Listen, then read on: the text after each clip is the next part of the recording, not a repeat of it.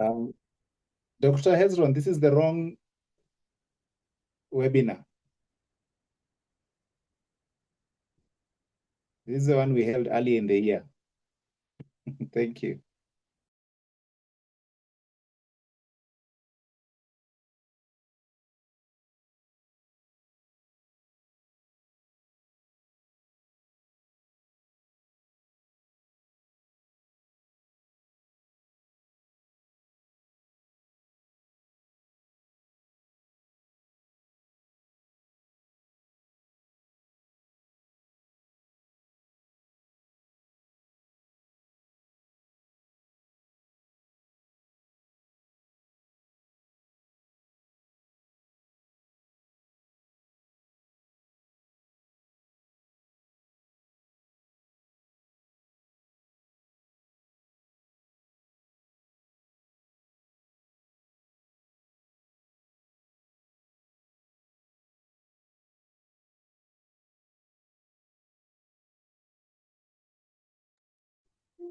Hey, thanks for that, Chris. Good evening, esteemed members, and welcome to today's webinar. If you can hear me, just can drop a message on the chat and let us know which PSK branch you're joining us from.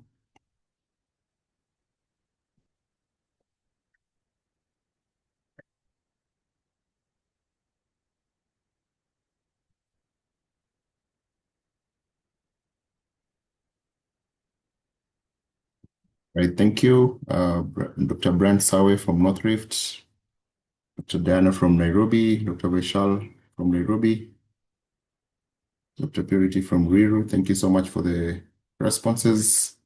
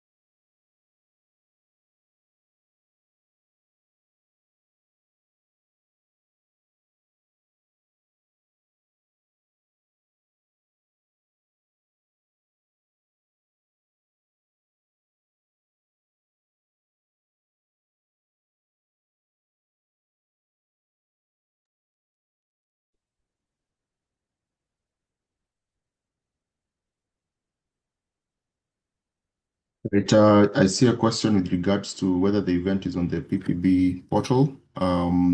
We are yet to have it accredited, but then we'll update you. That should be done hopefully by tomorrow. So we'll communicate once the event is listed on the PPB portal. For now, just take advantage and subscribe to the other events whenever you get the chance to visit the PPB portal.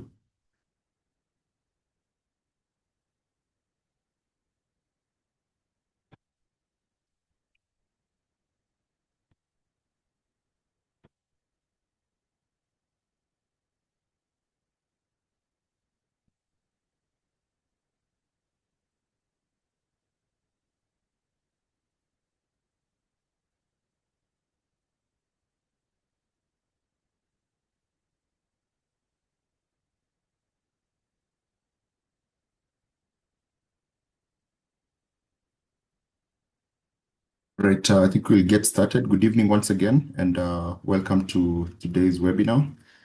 And the topic for today is building compliant pharmaceutical businesses. And this is a follow-up on the survey that we've been circulating in partnership with Wild.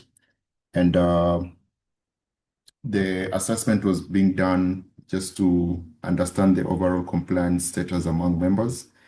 and get feedback on just how compliant our pharmaceutical businesses are.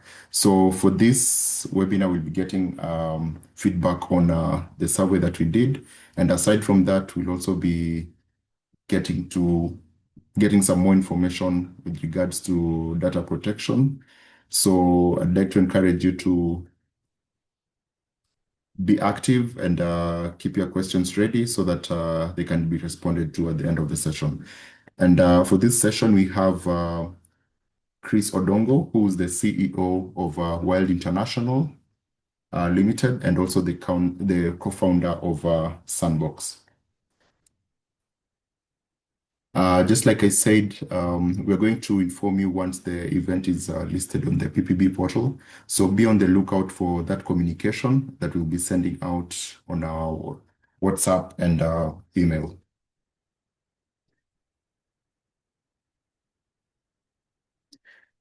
Just a reminder, you're going to be muted during the entire course of this session. And maybe if you get an opportunity, if there are any questions, we'll be able to allow at least one or two of you to be able to ask the questions. But for the other questions, kindly use the Q&A tab so that we'll be able to track them, and they'll be addressed by Chris at the end of the session. Please note that this session is being recorded and it will be made available on the PSK YouTube page after the webinar. So at this point, I'd like to welcome our speaker today, Mr. Chris Odongo, who's going to be taking us through the presentation. And then later on, we'll also have our president who will be coming in just to give some remarks. Thank you, Dr. Hezron. I think I know I've just plugged in. I think it's important we give the vision of what we're doing in this webinar. So members, thank you for joining.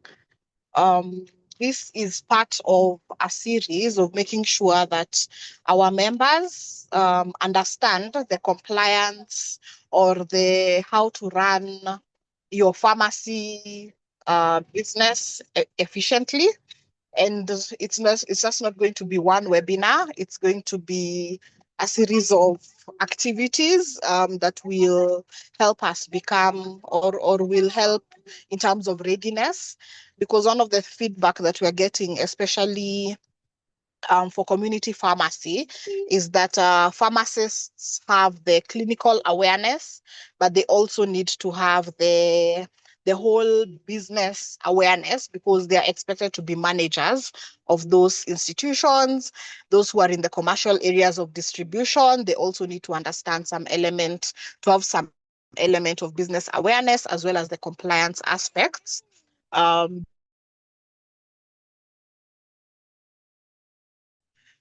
welcome, Chris, I know Dr. does not about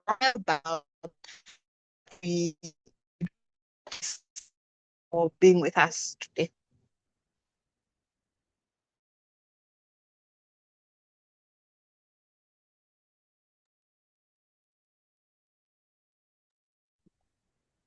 I think that is my cue. Yes, Is it? welcome, Chris. Yes, All right. Karibu. I think we lost Adam. Yeah. Yes. It is a great honor and indeed a great pleasure to be here on this event together with more than, I can see, 340 participants, and the numbers are still building up. It gives me great joy and great excitement to partner with PSK. I think though, for those of you who came earlier, you saw that this is not our first time to do this with PSK. And so for me, this is a great honor. And as they always say, if somebody invites me back to their house twice, then at least it means that there's something good going on. And so for me, let me just thank the Pharmaceutical Society of Kenya for trusting us and for inviting us. Volume is low. All right. Do I speak up or do you increase the volume on your side? I will do my best to speak up, but I also encourage you to increase the volume on your side. Please confirm to me that my volume is okay. Yes, it's okay. All right, thank you very much. Ladies and gentlemen, as you've heard, my name is Christopher Odongo, but I have recently renamed myself to Christopher Blue Chip, and that is because I fundamentally believe that it is possible for businesses to be listed in the Nairobi Securities Exchange, and I am committed to taking an ambitious business owner to get listed on the Nairobi Securities Exchange. So if you're here and you're an ambitious business owner and you think that you want to grow a business that will traverse the corners of this planet, then you need big patient capital. And there's no better place to raise patient capital than in the Nairobi Securities Exchange. In fact, as we speak, Safaricom is raising about, I think, 50 billion shillings from the Nairobi Security, no, 5 billion shillings from the Nairobi Securities Exchange. And they are raising it at an interest rate that is the same as what the government of Kenya would be asking. They are asking the investors to pay 10.5% per annum for a period of 5 years. The government bonds for 5 years are at the same rate, 10.5%. So it shows you just how cheap the capital is. If Safaricom was borrowing that money from the banks, they would be paying 16 or 17% per annum. And I know some of you have already borrowed from the bank, and I know you've paid more than 17 or 18% per annum. And so listing in the Securities Exchange is a very good idea because it allows you to raise patient capital. But this patient capital is not for people who are building small businesses. This patient capital is for people who are building big businesses. So today, if you want to build a big business, please make sure you take our contacts and talk to us, and we shall walk with you that journey. On to our webinar. We are Wild International, and we like to look at ourselves as a strategy and consulting firm. We've been around for more than 20 years. Our offices are right here in Nairobi, and we have a presence across Africa. We are based at the Sandbox. We have a team of 20 consultants and more than 40 associates that are all over the world, courtesy of our association with the Sandbox. And we also do have 50 business coaches who are situated globally. So if you want to expand your business, you are better off talking to Wild International. We have trained more than 25,000 businesses, and today we are training another 400 businesses, adding to this number. And we have coached more than 1,000 SMEs. So if you are looking for business coaching services, if you're looking for strategic planning services, you're in the right place. Please talk to us. If you're looking for leadership and management training, we will help you. We look at you as an owner manager. That means you own the business that you manage, and we will help you to achieve growth in your revenue and create for you wealth. We have advisory services, access to finance services, and outreach programs through partnerships. We are very passionate about economic empowerment and economic development. We don't do this just because we love money. We do this because we care about the success of our economy. We are aligned to the SDGs 2, 5, 8, and 13. 2 is to address zero hunger through our agribusiness programs. 5 is to achieve economic growth. 5 is to support women in business. And in fact, as we speak, we are supporting more than currently 10 women in residence in film businesses who are all going to receive 3 months of support. We are also very passionate about climate action and economic growth. We work a lot with youth and women within the agribusiness and climate space and within the digital and creative space. As I said, we are a part, these are some of the businesses we've worked with. We really value associations, and Pharmaceutical Society of Kenya is one of our big partners. We've worked with the Fresh Produce Consortium of Kenya, the Retail Trade Association of Kenya, Association of Kenya Feed Manufacturers, amongst others. We also have good relationships with the banks and with SMEs. And I want to assure you that with Wild International, you are in good hands. As I said, we are part of the Sandbox, and the Sandbox is a one-stop shop for entrepreneur growth solutions. It's the first of its kind for SMEs all over the world. And within the Sandbox, you will find local experts who have local knowledge and who have local tools and experiences. At the Sandbox, we say it takes a village to raise a business. Just the same way in Africa, it takes a village to raise a child. And when you are with the Sandbox, you can expect to be able to get more than 30 different services. And today, we are talking about compliance, and I have come with another Sandbox expert who is our legal expert. And I will ask her to introduce herself shortly. But within the Sandbox, you can find the value engine where there's business strategy, research and data. If you want to find out about your market, if you want to see how do I build a sustainable business, there's a sustainability expert. If you want to start up a new idea and it's something innovative, you want to leverage technology to grow your brand, or you want to leverage technology to unlock a new business model, then we have a startup expert. We have a customer service excellence expert and a human-centered design expert who can help you with your innovation. We have a tax expert, and the majority of you say tax is a problem. We have a finance and accounting expert for your bookkeeping. We have investment and capital readiness for you to raise the capital you need for your book business. Debt management to collect those debts that you are owed, and to also help you structure your books so that you are constantly liquid. We have an auditor and we have a wealth manager. As you make money, you need your money to work for you. We have a marketing strategist, digital marketing strategies, brand strategies, public relations strategy, and sales strategy. All these are within the Sandbox and are divided into the engines as you can see them. We have the efficiency engine where there's process and quality, which is a conversation we are going to be having today. We have a governance expert who can help you put together your board. We have a legal expert who I'm going to ask to introduce herself, because today she'll be taking us through a short segment on data compliance and data registration. So Angie, if you can put on your camera and briefly introduce yourself, and then we shall proceed.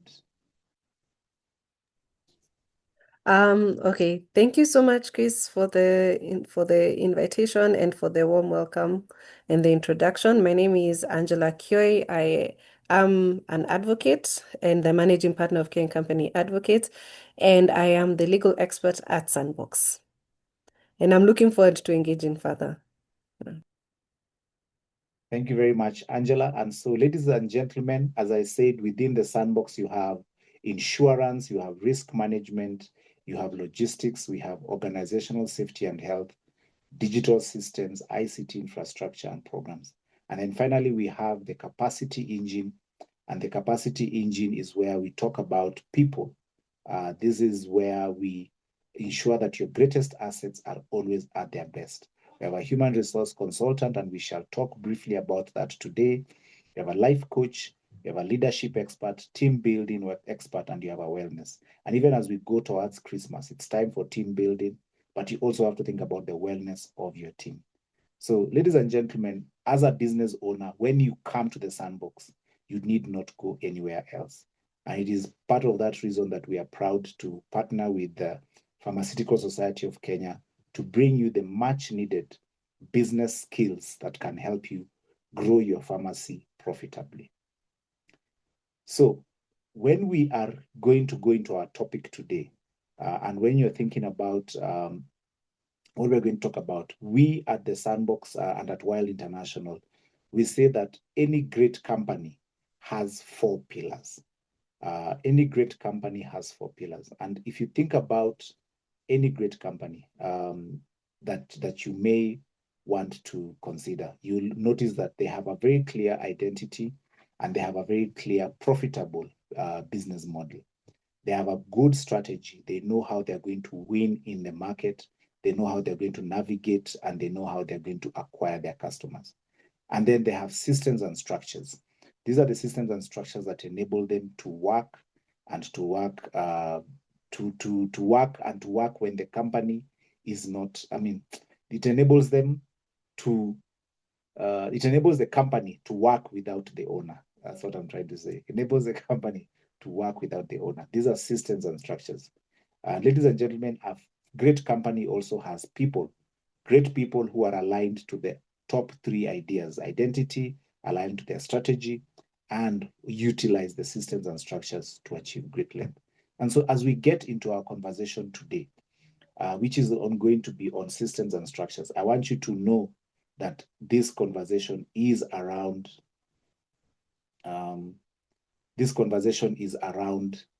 systems and structures, and it's also around building a great company. Now, I have been talking a lot, and I want to now introduce our topic, which is building a compliant and scalable pharmacy business. As I introduce this topic, I want to say this. This conversation is very important because, one, the pharmacy industry is evolving. We are not where we were 10 years ago. Neither are we where we were 20 years ago. Bigger players are emerging. Some of them are merging to form big entities. Some of them are coming from abroad to come here. And then systems are beginning to determine survival and scale. And the country is also growing. Kenya is not where it was 10 years ago. Kenya is not where our peers in Uganda and in Tanzania and Rwanda and Ethiopia are. And lastly but not least, technology is making supervision and detection easier. Ladies and gentlemen, as I set the mood, I want you to type for me on the chat one word. What does growth mean to you as a pharmacy owner? Okay, if you are to use one word to describe what growth means to you as a pharmacy owner, what will that word be? I'd like to see some things coming on the chat. Tell me, what does growth mean to you as a pharmacist?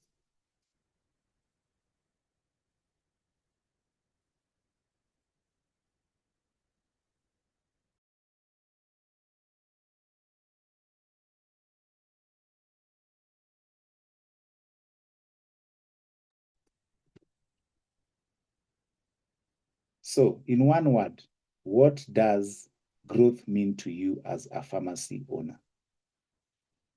Thank you very much, Brian. New customers, new clients. Impact, profit, profitability, progress. Growth means greatness. I like that one very much.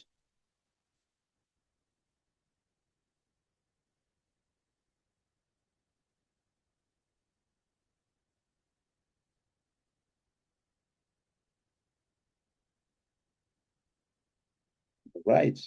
Thank you very much for those answers, being recognized, going into a new market for penetration. I like that. Now, I want to tell you guys something, and that is you can build a multi-branch pharmacy if you want. But for you to be able to do that, you require structure. For you to be able to do that, you require compliance. Now, a majority of businesses in Africa, a majority of businesses in Africa start because they did not have any other option. They start because they did not have a job. They could not get a job. So when you finished your university and then you went for your internship and you finished your internship and then you went into the job market. All right. So there are several participants who are saying they can't hear me. So perhaps I could stop, pause, and ask whether I am audible. Chris, we can hear you very well. I think it's a network issue on their end. Because I see even some feedback from the members that you're very audible. All right. Okay. Thank you very much. For the participants who can't hear me, I really apologize for that. I would encourage you to see if you can switch your internet connection. Otherwise, Dr. Hezron, if at any point I drop my audio, please alert me. Sure. Yeah, so as I was saying, a majority of African businesses and African-owned businesses, they start on the basis of they had no other option. They couldn't get a job. And so they start their business and their vision is just survival. Their vision is just survival. And so in a sense, they don't put any much systems, they don't put any much structure because all they were looking for is just a way to make money, a way to make a quick buck. Now, I know that a majority of us here are not like that. A majority of us here are ambitious. They are eager to grow. They are looking for options. They're looking for opportunities to expand their businesses. And I want to tell you that if you want to build a multi-branch pharmacy, that growth requires structure. If you want to build an international manufacturing pharmaceutical company, then compliance is an enabler, not an obstacle. It is not a speed bump, but it is the highway or the runway within which when you put your plane, you'll be able to take off. If you want to expand to Uganda, you want to expand to Tanzania, you want to expand to another county, then compliance becomes your friend because it is the one that paves the road for you. I want you to think about compliance as a highway. Right now, Kenya is on the cusp of building a dual carriage road from Nairobi to Mombasa, actually from Mombasa to Nairobi, and another dual carriage road from Nairobi to Mau Summit. What do these two roads do? These two roads are going to make it very easy for businesses, for people, for goods to move from Mombasa to Kampala and all the other way. And that is how I want you to think about compliance. Compliance is that thing that once you put it, it enables you to actually connect and to grow and to extend yourself much, much further. Imagine if Africa had roads that were interconnected. You could move from Nigeria to Kenya. You could move from Nigeria to South Africa. You could move from Nigeria to Egypt. If those roads existed, they would form a super highway that will enable goods and services to move and people to also move. That is what systems and processes, and that is what compliance does to you. Ladies and gentlemen, I want you to type yes in the chat if you believe your pharmacy has the potential to grow beyond one outlet. I want you to type on the chat yes if you believe that you have a big dream and that you can actually scale to international heights. I want you to type on the chat yes if you believe that you can build a factory and you can build a manufacturing outfit and distribute drugs all over Africa. I want you to type yes on the chat if you believe that you can own a chain of hospitals, if you believe that you can own a chain of pharmacies, if you believe that you can have an online solution to delivering drugs. Type yes if you want to unlock this vision. And remember, compliance is an enabler, not an obstacle. Compliance is a super highway, not a speed bump. Even as we do that, and as we type yes, and I love those yeses, we sent you a poll. And on that poll, we found a very interesting feedback. So before I do that, I'd like to hear, for the young pharmacists in the room, what's the biggest challenge you face when thinking about running or expanding your pharmacy business? If you're a young pharmacist, what's your biggest challenge? What are the things that you're saying, this is stopping me from expanding my pharmacy business? If you can type that on the chat, we will be able to then take a moment to see that. I can see financing capital and information, financial constraints, capital and markets, automation. Most processes are labor intensive. Finances, market is too concentrated, capital and mentorship. Finances. All right. Thank you very much for those answers. For the more experienced business owners, the ones who have been running their business for long, we want you to give us a bit of wisdom and a bit of mentorship. When you look back and you see 2020 vision, history, what do you wish you knew earlier about business systems and compliance? You now know it and you're thinking, if only somebody had told me this earlier, I would have been very, very far. So if you can tell us that on the chat, we'd be very, very happy to learn from you. The young pharmacists are saying their biggest challenges are financial management. But what is the wisdom of age telling us? What would you need? What would you say? Wisdom of age, financial management, yes. Getting good workers, lack of proper mentorship, capital and honest staff. Those are some of the challenges. I'm waiting to see the wisdom of the ages. Financial management, product choice and capital, proper management systems. Thank you very much, Andrew. When you're hitting reply, I would encourage you to reply to everyone, not just to hosts and panelists. When you look at your reply tab. Yes, Dr. Hezron? All right. Thank you very much, Mr. Patel. Learning from mistakes. Yes, Benjamin, thank you very much. Pilferage and lack of internal controls. Thank you very much, Dr. Henry. Ethics and integrity. Management of loans. Thank you very much, Dr. Munyua. Appreciated. So, as you can see, ladies and gentlemen, there's wisdom from those who have gone before us. And they're beginning to point us to the direction of the things we need to succeed in order to be able to unlock growth and to unlock, what is it called? To unlock growth and to unlock progress for our businesses. Systems management. Ladies and gentlemen, I really appreciate your interactivity and your engagement. And I urge you there's going to be a lot more engagement as we continue. Now, we did a survey and we did a poll.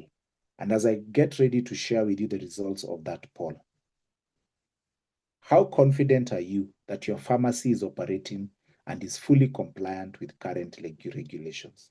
If you can type that on a scale of 1 to 5, 5 being I am fully ready, let the government come tomorrow, or rather, let the government come now.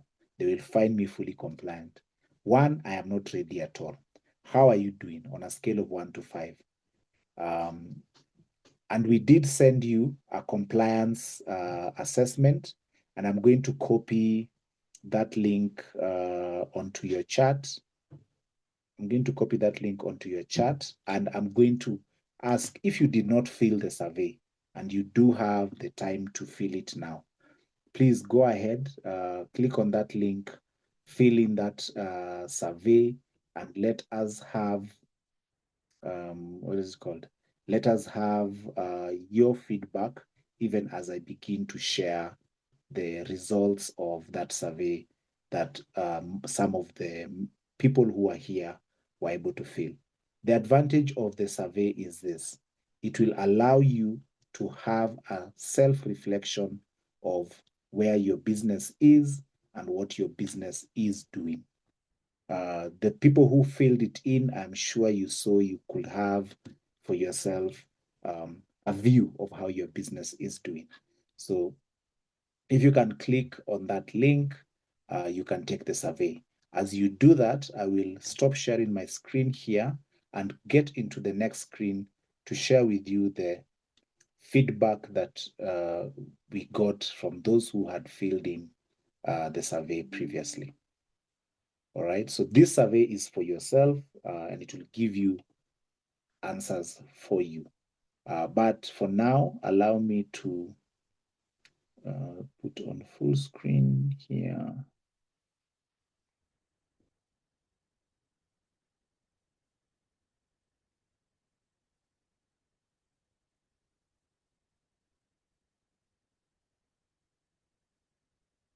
All right.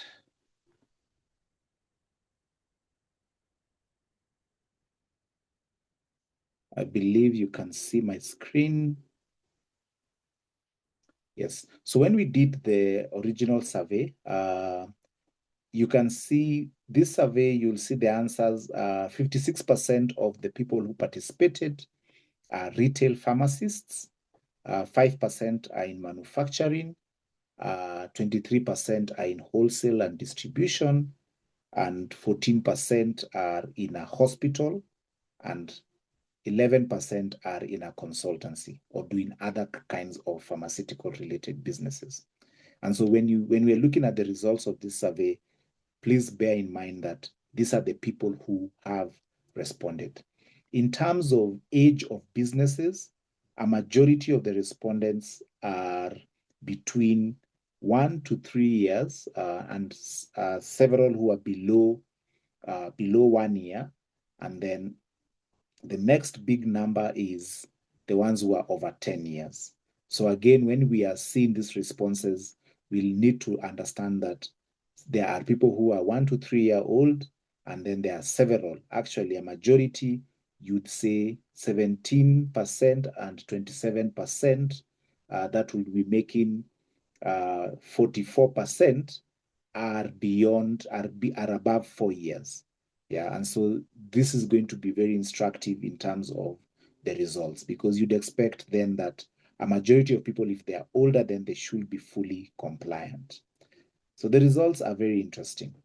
When we asked what licenses your business holds, 97%, said that their businesses are already registered with the Pharmacy and Poisons Board. And that is very telling, because you are, after all, pharmacists, and you cannot practice if you don't have the primary license. This is the primary license that allows you to actually offer your services. And it is a license that you get at the point when you finish your training. And so a majority of you have been able to maintain this license. Then when you come to the county annual business license, this is Kanjo. Yeah. Again, 75% have the Kanjo license. Again, showing you that it is a highly regulated or highly enforced license. But when it comes to public health, when it comes to NEMA, when it comes to KEBS, when it comes to Directorate of Occupational and Safety, then the numbers begin to fall. We find advertising licenses not too bad. Data protection registration, which we are going to be talking about, and Angie is going to talk to us about that. We only have 25%, which is 18 people. SHA accreditation, which is accreditation to be able to offer services under SHA, and also is very low, which again shows the potential for your business to make money and to transact with government, and also shows the level of compliance you have, because SHA asks you to demonstrate compliance on certain levels. And then poisons and substance licenses, again 11%, and then radiation protection is only at 3%, perhaps also showing that it's a specialized license that not many people would require. It actually is only present by 2 people are the ones who say they're compliant on it. Now, when we now go into the other ones, proper financial records, the average score across all people is 3.59. So that is also very telling, because it shows that a majority of us are compliant, but there's a huge number that are not compliant. And also it shows that when it comes to compliance around financial management and financial record keeping, not many of us are fully compliant. It basically says we are partially compliant, which means we are not keeping proper books, which means that we are at risk of the taxman, we are at risk of not knowing whether we are making money or not. Do we pay all our taxes? Again, you can see VAT, pay as you earn, SHA, NSSF, etc. Are they paid on time? No. The score is slightly above average, which means we are not compliant when it comes to our taxes. And no wonder the association is running scared of the taxman.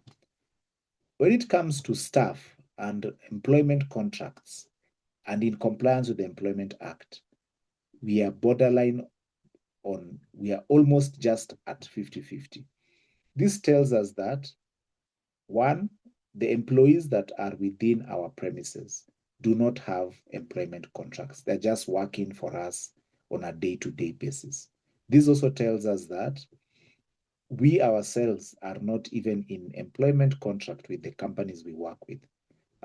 Also, it means that people are not going on leave, means that people are not receiving proper protection in cases such as sexual harassment. People are not receiving proper protection in cases in terms of disciplinary measures. People are just being possibly dismissed offhand without going through due processes. And so it basically means that our staff do not feel safe when they are working for us.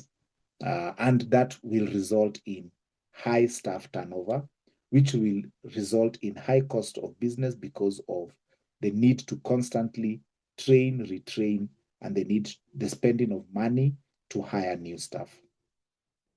We also found that in terms of documented procedures for handling expired, recalled, or damaged medicine, we are also borderline. Yeah, that means that we ourselves are currently posing a danger to the public of serving them with expired medicines, damaged medicines, or recalled medicines.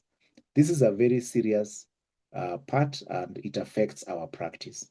And it also shows that the regulator, the Pharmacy and Poisons Board, are not being very stringent, because this shouldn't occur. This should be, before you get your license renewed, you should be able to demonstrate to the regulator that you have a way of managing this stock, and that way of managing this stock is documented and it is followed. So this again is something that goes back to the regulator and tells the regulator that the general public is at risk.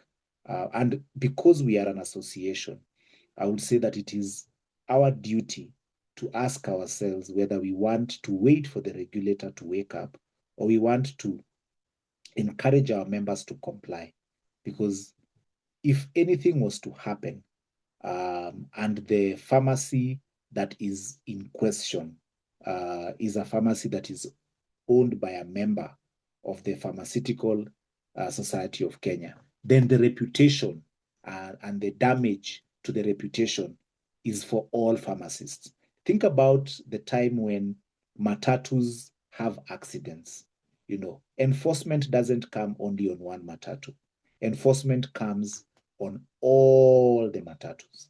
And so this is something which, as an association, we should take very seriously, because it is at a point that is exposing the public to a lot of danger.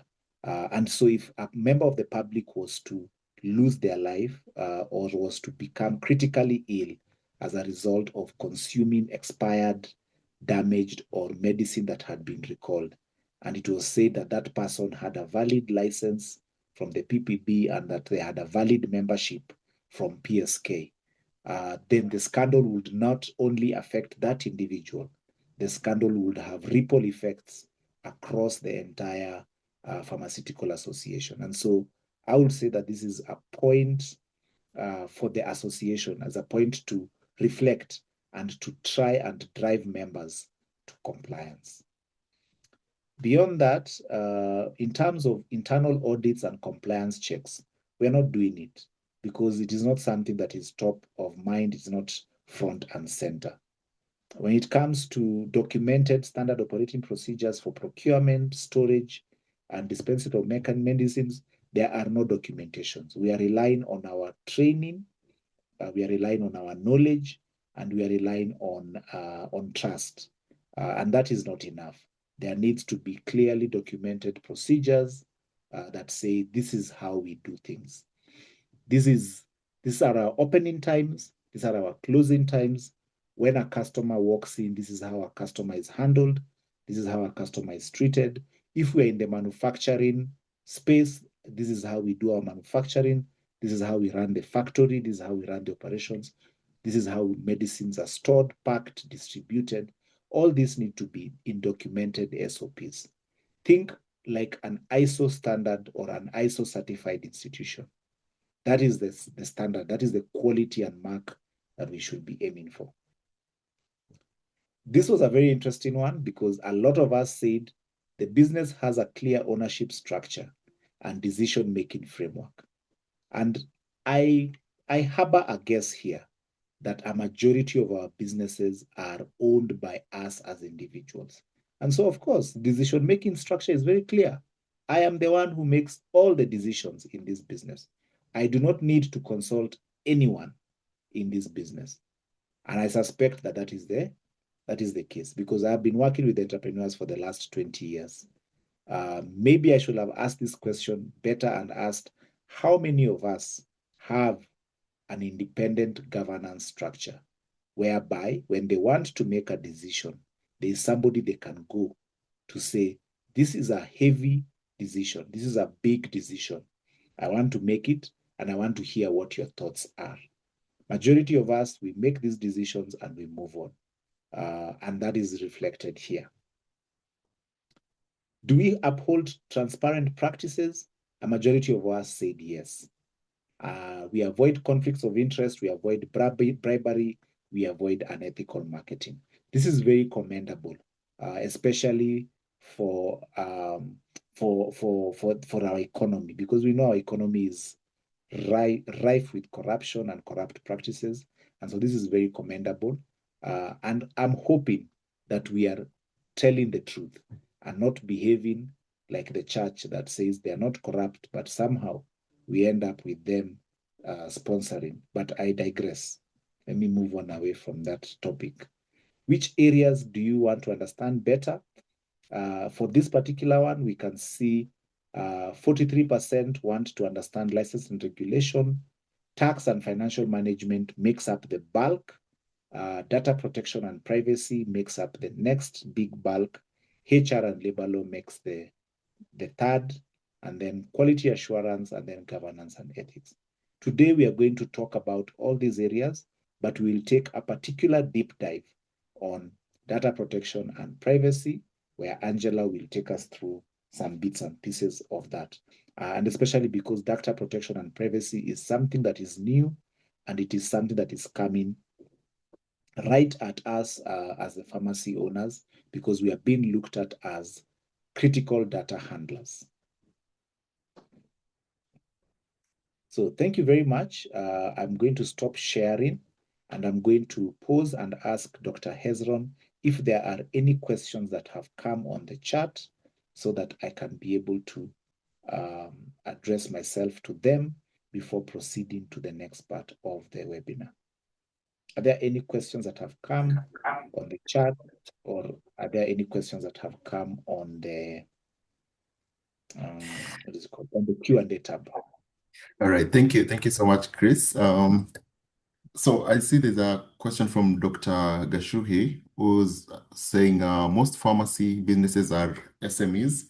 What would you advise, especially community pharmacy, where market is overcrowded, the competition is cutthroat, and funds are in short supply, especially where does a small business source much needed cheap credit? All right. Thank you very much, Dr. Gashui, for that question. When you find yourself in a crowded marketplace and where competition is cutthroat, then you must seek out a strategist who can then help you to understand within this competitive market, where is my niche? Where is my opportunity so that I can be able to differentiate myself and offer a service that is distinct and that customers will be able to value. That is the work of you and your strategist to sit together.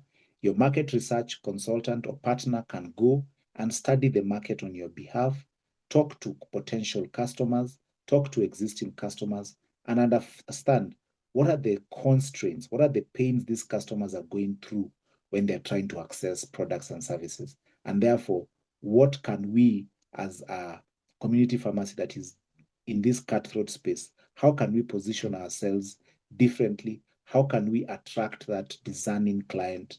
How can we offer a service that is distinct? So that's a question of strategy. And I would say that it's a question which is best answered when you're seated with your strategic planning consultant, your market research expert, and you're gathering data and you're looking at it, and then you're making a strategic decision on how to position yourself. You want to understand the constraints that customers are facing.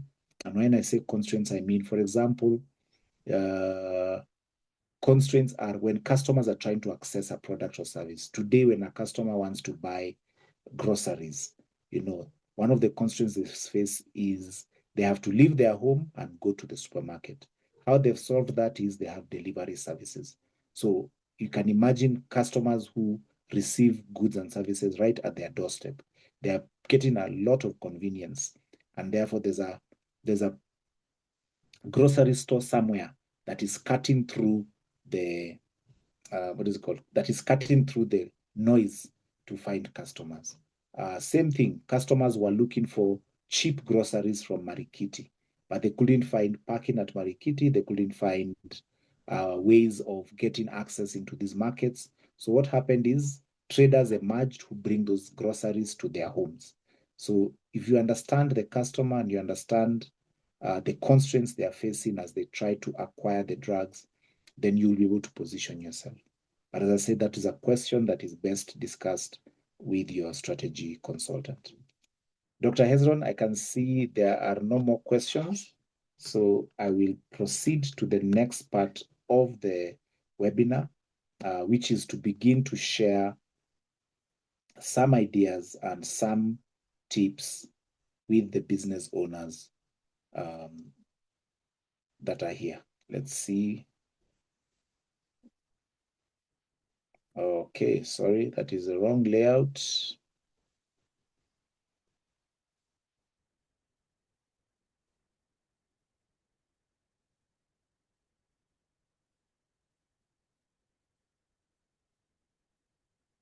Where are we? Right.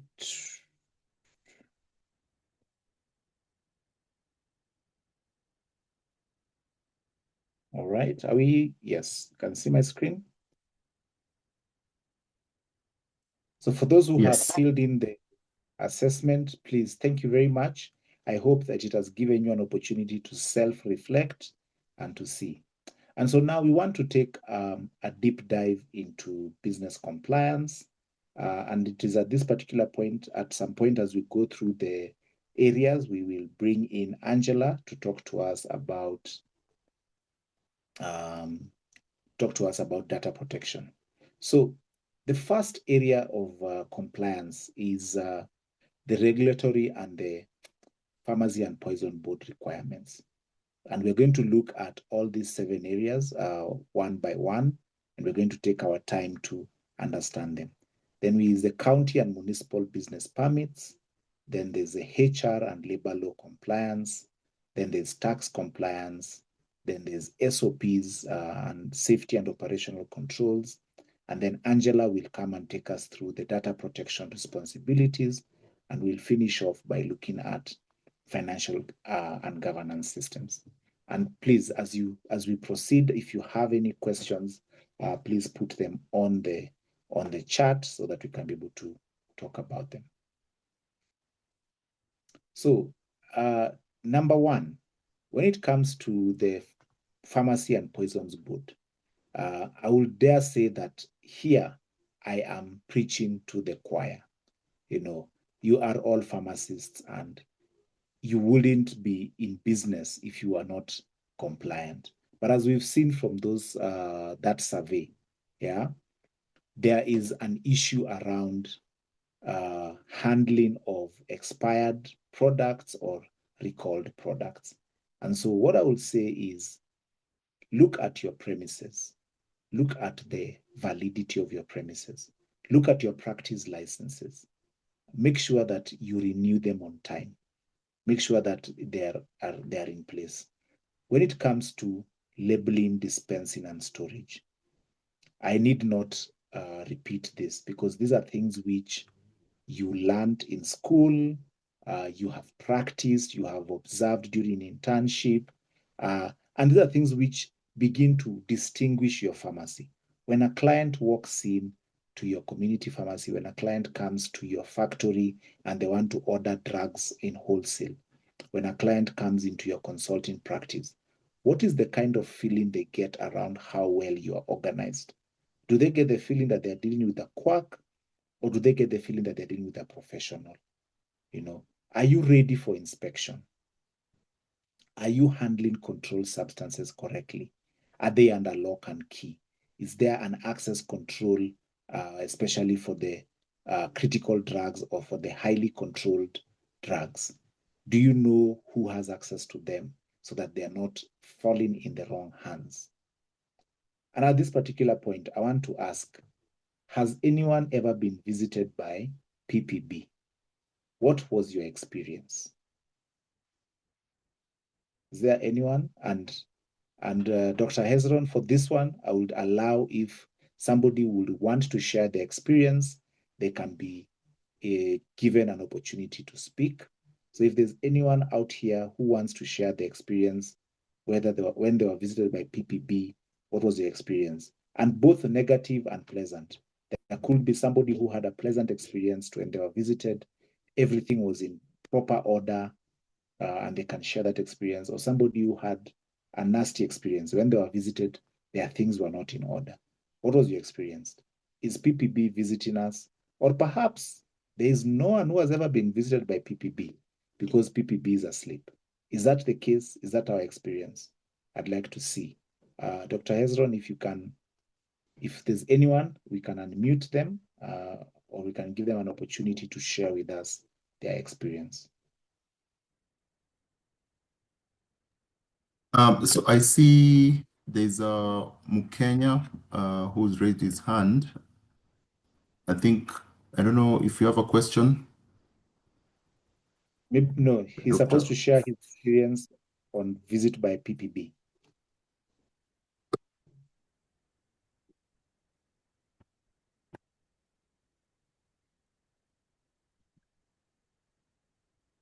I've just allowed him to talk. Oh, thank you.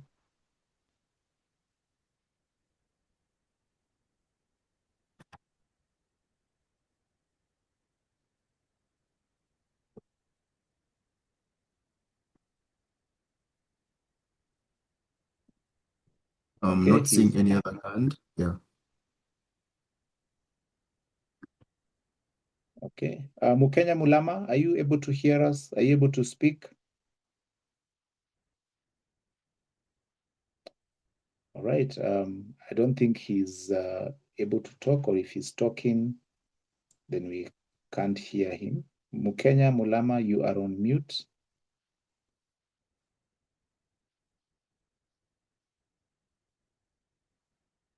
All right. Okay. We shall proceed. Maybe anyone who wants to share can type their experience on the chat. Has anyone been visited by PPB? You can say, yes, I've been visited. And if possible, you can type your experience on the chat. Is PPB visiting us? Are they asking us to be compliant? Or are they just supervising remotely from Nairobi?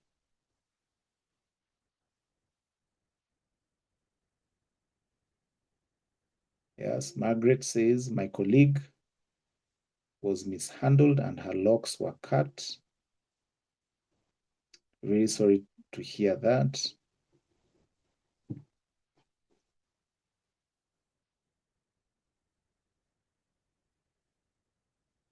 All right, so you can continue sharing some of those experiences and we shall revisit them as we continue with our presentation. The next part that I want to talk about is Pillar 2, and this has to do with county business permit. Depending on the county that you are in, we as pharmacists are going to be required the most primary one, the one that almost actually everybody is expected to have is a single business permit. This is one where, because you're running a business, the county requires you to have a business permit. This permit comes in different levels based on the square footage, size of your premises, based on the number of uh, dispensing stations or number of desks that you have, and also based on the zone. Some counties will have a different license for a different zone, and some counties will have a different amount for a different. So this also varies from county to county. Obviously, Nairobi is one of the most expensive counties, and some of the other counties are not as expensive. And so, but it's a single business permit, and the city council people or the county people will take you and harass you for a day if you do not have it. The other license that comes together with that is the fire safety certificate as a standard requirement or as a standard ask, and then waste disposal requirements and signage compliance. These are the most common with the council business permits. I don't know whether I've captured all of them.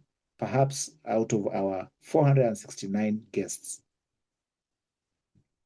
is there anyone who has been asked for a different kind of county business permit or county license other than the ones that are here?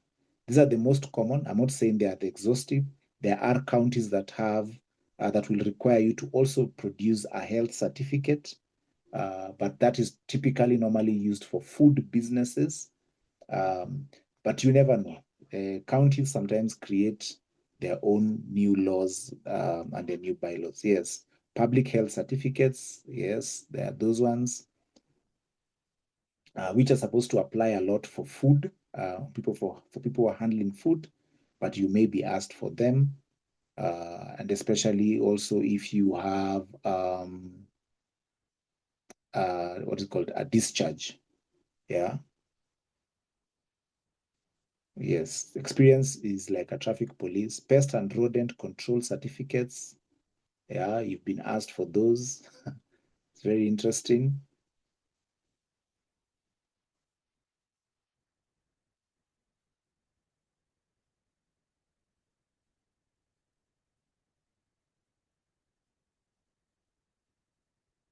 Right. Kinyua says, I've never paid the single business in Kiambu because the Kiambu Business Licensing Act says law is not applicable to prescribed businesses. Why do pharmacies accept this and yet they are professionals or prescribed?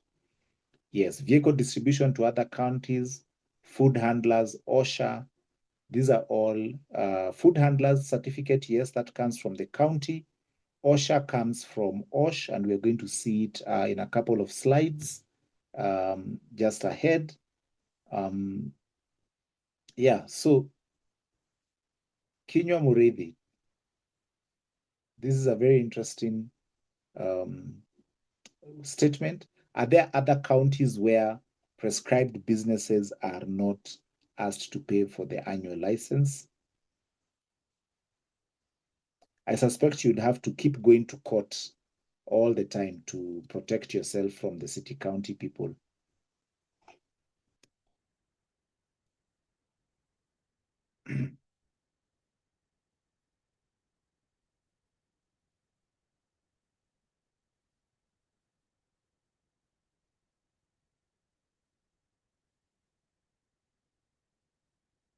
Right. Okay. Thank you very much for sharing those thoughts and those ideas. I shall now move to pillar number 3. Pillar number 3 is HR and labor law. This one is very straightforward. The law says this, and it's a very interesting piece of law, because you have to understand that the Kenyan labor laws are pro-employee. Okay, they're not pro-employer. They look at employer as aggressor. The employer is looked at as the one who has the higher power and the one who has the bigger guns, and so the law protects the employees. So when you do not have a contract with an employee, the law deems them to be fully employed by you, and therefore have all the rights as prescribed in law. Those are leave rights. Leave is given at 21 days per year. So you may not have a contract with your staff member, and therefore you might not treat them kindly, or you might not imagine that they need to go on leave. But the law says that if somebody has continued to work for you for more than 90 days and they continue in your employment, then they are deemed to be permanently employed by you, and all the rights of a permanent staff attaches to you. And so basic rights, leave, they are entitled to 21 days of leave. Basic rights, severance severance pay, they are entitled to severance pay. Disciplinary procedures or disciplinary grievances, they're entitled to fair hearing, they're entitled to being processed properly. So you can't just wake up and tell them, I don't like your attitude, I don't like how you've been handling my customers, you're fired, go home and never come back. Minimum wage, they're entitled to minimum wage. Off days, they're entitled to off days. Sick off days, they're entitled to sick off days. There are minimum, what is it called? There are minimum prescribed reliefs that they are entitled to. If you do not pay for them SHA, if you do not pay for them NSSF, if you do not pay for them pay as you earn, and you pay them their full salary, when the law comes, or if they should go somewhere and say, I've been working here for the last 1 year and they've never paid for me SHA, the responsibility is not upon them. The responsibility is upon you. Whether you gave them a written contract or not, the law deems them to have been working for you and therefore requires you to be compliant with them and with these things. So when the NSSF people come and they find those people at your counter, they're not going to say, you're not going to come and say, these are casuals, and therefore I should not be doing for them SHA, NSSF, I should not be doing for them pay. If it is discovered that they've been with you for more than 3 months, then you are liable. And even so, when somebody is in your pay, even if they're in your pay for part-time, there's a view that the labor laws have that you have to also provide them with certain, what is it called? You have to also provide them with certain covers. And guess what? Forget compliance.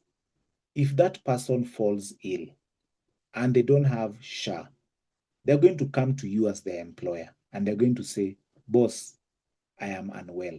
Could you please sort me out? If their wife, their child, their spouse, if they are a lady, their husband falls ill, they're going to come to you and ask you to pay out of pocket. So it is within your interest to provide, to make sure these things are done. NSSF, that is their retirement. Somebody will work for you for 25 years, for 30 years.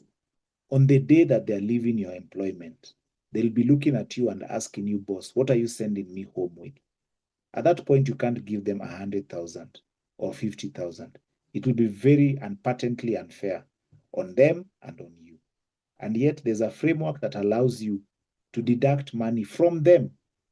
Yeah, not just your money from them. In fact, even SHA, the law does not ask you to pay from your own money. Wait, no, it does. It does ask you to pay for your own money, but there's a contribution that the employee makes from their own money. Same with NSSF. There's a contribution the employee makes from their own money, then there's a contribution that you make from your own money. Pay is not your money. Pay is the employee's money. So when you don't deduct it, when the taxman comes 5 years later and the employee has eaten all their money, the taxman will not go to the employee and demand for that 30%. They'll come to you. So if you've been paying your employee 50,000 every month for the last 5 years, when the taxman comes, they'll be asking of you about 12,000 shillings per month for the last 5 years. They won't ask it of the employee. They'll ask it of you. If you've been paying them 30,000 per month, that is a payee amount of about 3,000. The taxman will not go to the employee to ask for that 3,000. They'll ask it of you. And on top of that, there will be penalties. Leave management is another big one. They are working at the front office, especially if you're in a community pharmacy, and they are working 7 days a week, which means they are not even getting the Sunday off, the Saturday afternoon off, and on top of that, they are not getting their leave day. Leave days accrue on a monthly basis at the rate of 1.7 days per month. And on top of that, when they work on Sunday, you are supposed to have given them a day off. People are entitled to days off every week. That is by law. Then what are the policies you have around sexual harassment? What are the policies you have around grievances? What are the policies you have around disciplinary? If somebody has been absent from work, how do you handle them? Do they get a verbal warning? Then do they get a written warning? And then do they get a fair hearing? Somebody will steal from you. You will fire them on the spot. They will go to the labor office. And yes, there was evidence that they stole, but you will end up paying them for wrongful termination. Not because you terminated them on the wrong thing, because you did not follow the right procedure when terminating them. I want to make that statement again. You will be made to pay somebody who stole from you, not because there was no evidence of the theft. No, you will be made to pay because you did not follow the right procedure when you terminated them. When somebody steals from you, the procedure is you call a disciplinary hearing, you present the evidence, you ask them to account for their actions, and when they fail to account for their actions, then is when you dismiss them. And you also follow it up by reporting to the authorities so that you can have a record that they stole from you. There are processes that you need to follow. And of course, you have to keep a record of all these activities so that if you are asked to produce where is the disciplinary hearing, where are the minutes of the disciplinary hearing, then you're able to produce them. Where is the notice that was sent to the employee on the disciplinary hearing? You are able to produce it. And then, of course, clear staff schedules and duties. As I said, when we are running community pharmacies, we tend to work 7 days a week. Some businesses work 12 hours or 13 hours a day, which means that it is required for you to keep a proper staff schedule and to separate the duties and to have a rota so that people are working humane hours. The standard hours are 8-hour work days. Beyond that, you need to have a schedule and shifts. Standard hours are 5.5 days work weeks. Beyond that, you need to have a schedule. So these are simple things that are going to bite us. And as I said, what is it called? The Kenya is becoming wealthier, and so people are becoming more demanding. At this particular point, let me welcome comments on the chat. What is our experience with HR? Kuna mtu ameitiwa officers wa labor.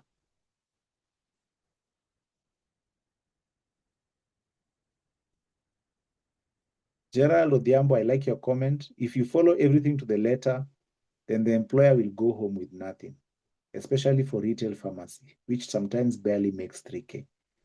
What you are talking about, Gerald, is what is called a business model question. You're buying water at 20 bob, selling it at 25 bob, making a gross profit of 5 bob, but it is costing you 10 shillings to sell each bottle of water. Are you in profit or are you in losses? That means that you're not taking care of all the costs, which means you need to increase the number of water bottles you are selling so that for every water bottle that you sell, you are able to reduce the cost of selling that water. It is called economies of scale. So your business model is in trouble because you've not accounted for all the costs, which means your financial management is not right because you're not putting in all the costs, which means that you are in a fake business. You're not in a real business. You're in a business that you cannot expand because the moment you try to expand it, you discover that these costs are being expanded by each branch. And therefore, you're finding yourself, you're soon going to be out of pocket.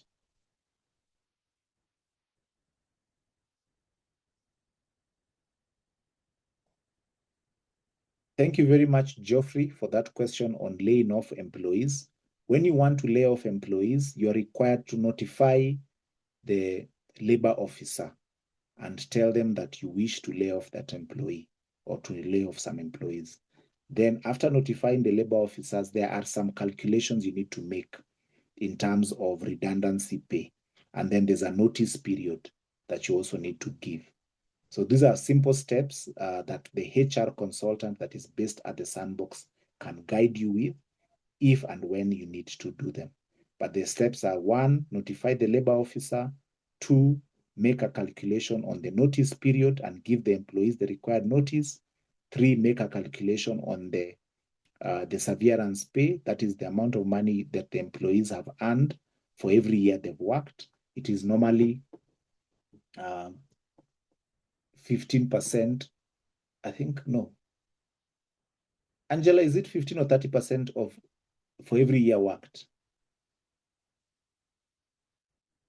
50% of one monthly salary for every year worked. Yes, I was going to say, yeah, it's 15 days, like, or 50% of every month. Yeah. So yeah. 15 days for every year worked. So if they were earning 100,000 per month, it will be 50,000 for every year they've worked. So if they've worked for 5 years, it will be 250,000. Employers not observing or compensating workers for working on holidays. What is your take on this? You're in trouble because that is not a working day. So you're not supposed to compensate them.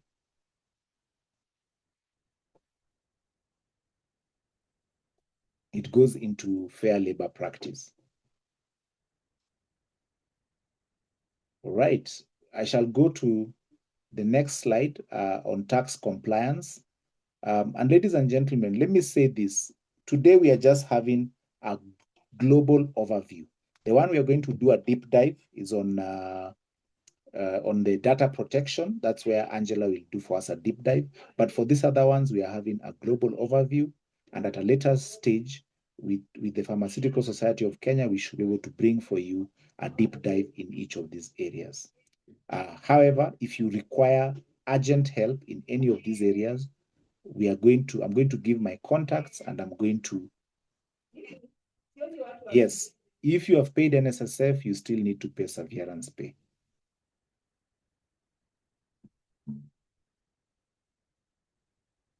Especially if you're declaring redundancy. NSSF is for retirement. On the tax compliance,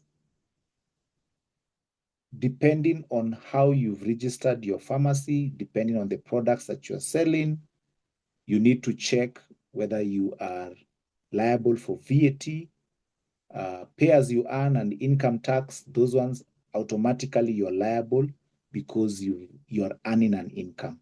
Income tax is paid on the profits that you make.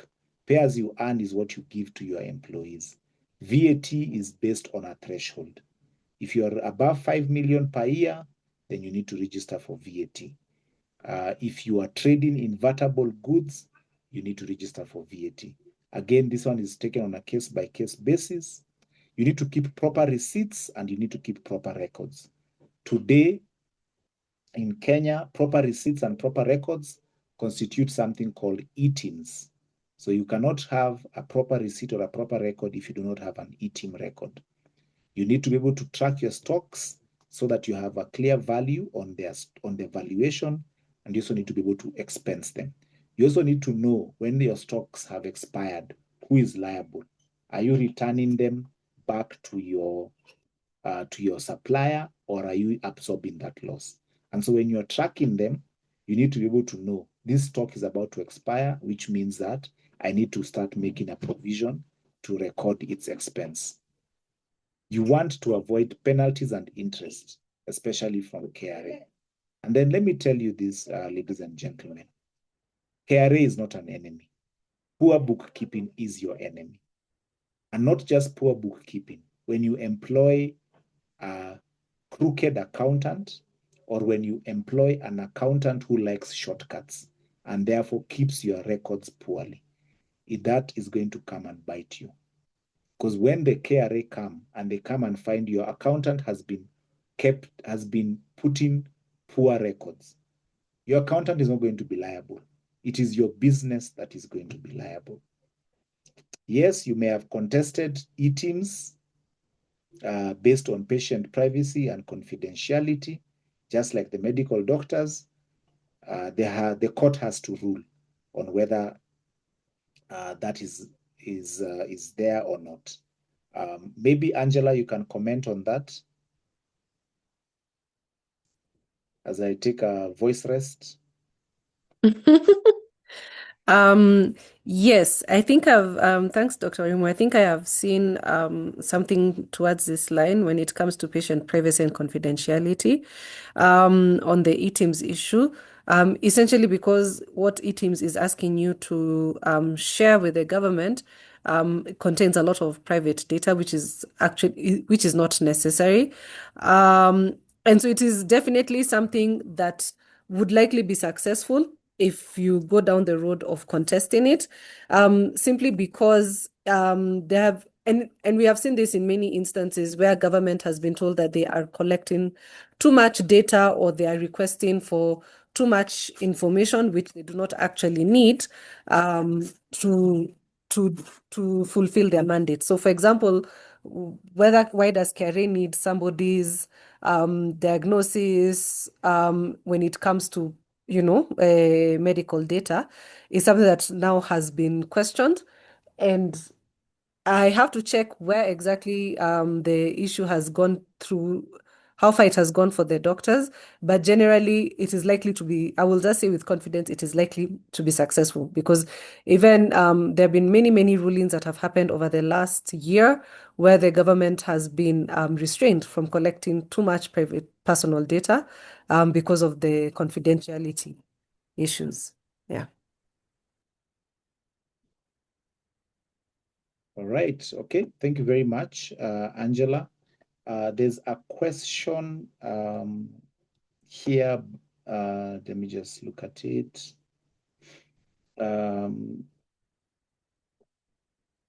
If you, in case you paid NSSF, do you still need to pay? Oh no, that one we already answered. Are we supposed to get single business permits from the county given we are registered with the PPB or KMPDC for hospitals? I think that depends on the County Licensing Act. A doctor had shared earlier that in Kiambu, the County Licensing Act clearly stipulates that if you have a PPB license or a KMPDC license, you do not require a county business license. So that I think we would have to check on a county by county basis to see which counties have adopted the Kiambu style. But indeed, in Kiambu, you are not what is it called? You're not going to, you don't have to pay the license, the annual license act if you already have the PPB. I hope that's clear.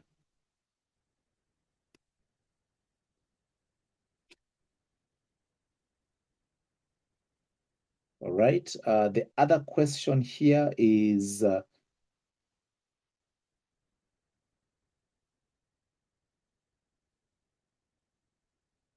yes, if an employee resigns, they can't ask for the years worked.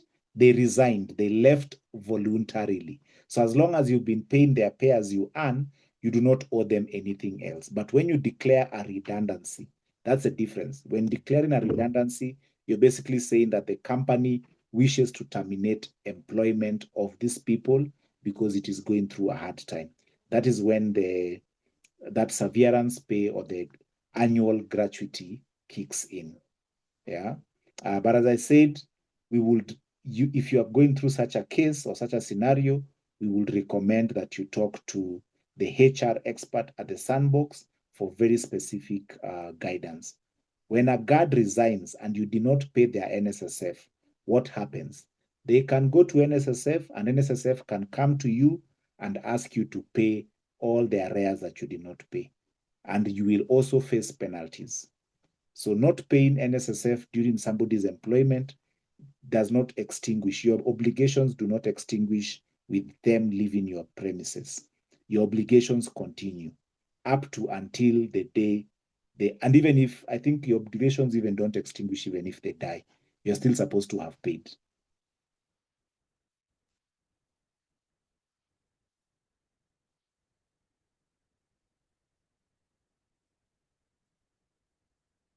All right. Kinywa Mureithi has given us additional information around the issue of county licensing. So this is something that the Pharmaceutical Society of Kenya would need to revisit and check. And we are glad today we have a lawyer in our midst, Angela. So Angela, you can see that comment there from Kinywa Mureithi. So if you can be looking at it and comment on it when you come to talk about the data. Yeah. All right. I'll look at that. All right. Good. So pillar 5, this I will not take too much time because I want to invite Angela to take us through the data protection so that we have enough time. SOPs for daily workflows. So is very simple. What time do you open your business? What time do you close your business? When a customer walks in, how is that customer served? When a customer asks a question, how is that question responded to? Do we serve all customers the same way? Or are there some customers who are better than others? Are there some customers who get a better treatment than others? Do we smile whenever a customer walks in? Do we empathize with our customers? What are our SOPs? When we receive stocks, where do we record these receipts? When we dispense medicine, where do we record this? When we receive payment, how do we bank it? How do we track it? How do we record it? So all these SOPs go into ensuring that our daily workflow is known, is guided, and there's it. When we have temperature control and storage logs, do we keep this track so that we're able to keep track? When we're dispensing, how do we dispense? If there's an incidence, where is the report taken? Do we do stock audits? Do we look at shrinkage? Shrinkage is an English word for theft. When people are stealing from us, how do we tell that they're stealing from us? Do we take a stock take? Is it monthly? Is it daily? Is it weekly? So these are very simple SOPs that help to protect us and help to protect the business. When it comes to safety, how should people handle drugs? How should they protect themselves? How do we operate so that we are safe and then it's predictable? The good thing about SOPs is that once you have them, then you can keep opening new pharmacies and you can keep opening new branches and you can keep opening new shops, and each shop will follow the same SOP. I want you to think about the last time you went to a supermarket chain, maybe like Carrefour or Quickmart or Naivas. I want you to observe that the supermarket was being run the same as another supermarket that you are in. If you're in a Naivas, it feels the same. And even how you are handled, it feels the same. the SOPs, the safety, the operations, these are the things that help companies to be able to scale into multiple branches. I want you to remember the last time you were in a bank. Did you feel that this branch is different from another branch? The operations, the procedures, they're the same. When you're coming to deposit money, this is how you deposit money. When you're coming to withdraw money, this is how you withdraw money. When you're coming to open a bank account, this is how you open a bank account. Those are called SOPs, and they're called procedures, and they're written down, and people are trained on them. If you've had an opportunity to use an airplane, they always have the same procedure. Yeah. And then if you think about some of our best matatu routes, you will notice that they have certain standard operating procedures. The challenge we have is that some of these matatus don't have this recorded, and then they also don't have people trained on them every year. And so at some point, there's always a lapse. Yeah. But if you go to our supermarkets, if you go to our banks, if you go to our airlines, if you go to certain restaurant chains, and indeed, if you go to certain pharmacy chains, you're beginning to see that they have these SOPs.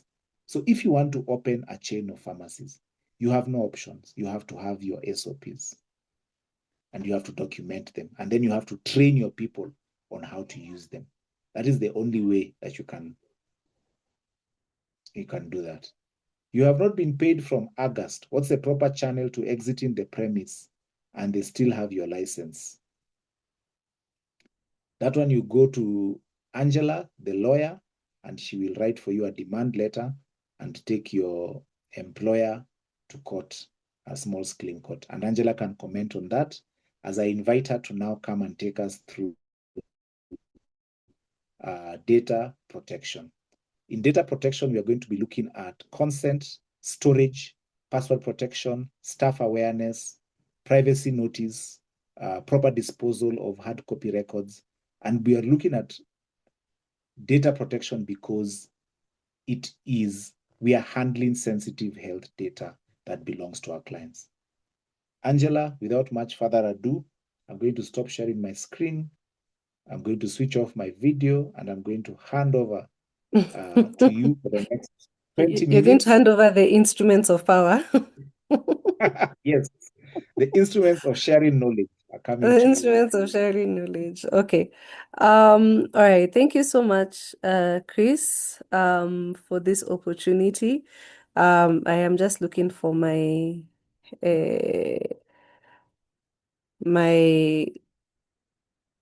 PowerPoint in 1 minute. I shall share it. But even as I do that, I can answer the question that was asked, which is with regards to if you've not been paid from August, what's the proper channel for exiting the premise and they still have your license? So I think the first question I normally have over there, definitely, as Chris said, I think this maybe is something that you need to come and sit down with an advocate and maybe give us more context of the type of relationship that you have with the person who's not paid you. Are they your employer? Are you a contractor, or are you there as a consultant? What exactly is the nature of relationship? Because then it will also determine how we are going to handle that non-payment. But definitely, I think essentially, as Chris said, you need to seek a way to sorry, I think, can everybody see my application? You need to seek a way to get paid and to get back your license. And short of them complying with a court order, the next step would be, short of them complying with a demand letter, the next step would be for them to be taken to court and to be issued with a court order. So today, I know Chris has given me 20 minutes. I find that very difficult sometimes when I'm talking about data, but I shall try to keep within the 20 minutes. I'm also cognizant of the time. It is 8:30, so that I can take you through this brief, I'd say, introductory training to what data protection is. Because I am not sure about where we all are when it comes to, understanding data protection, I've opted to give a bit of a background. And the first thing that we need to understand about data protection is that privacy is actually a fundamental right, and it's guaranteed by our Constitution. Beyond the Constitution, we also have the Data Protection Act of 2019, and that's our main governing act when it comes to data protection. And it is the primary law that gives personal data, that protects personal data and gives individuals enforceable rights over their information. We also have ODPC guidance notes. So while they are not necessarily law, what they act to do, what they help us do is understand how we are supposed to implement the Data Protection Act. And in fact, you'll find that the ODCP has guidance notes for different industries. And I think there's one for the health industry. There's a guidance note for the health industry. And what happens with that is just to help us understand the different things that people in that specific sector need to do for them to be compliant with the Act. So I normally start at asking ourselves, what is privacy?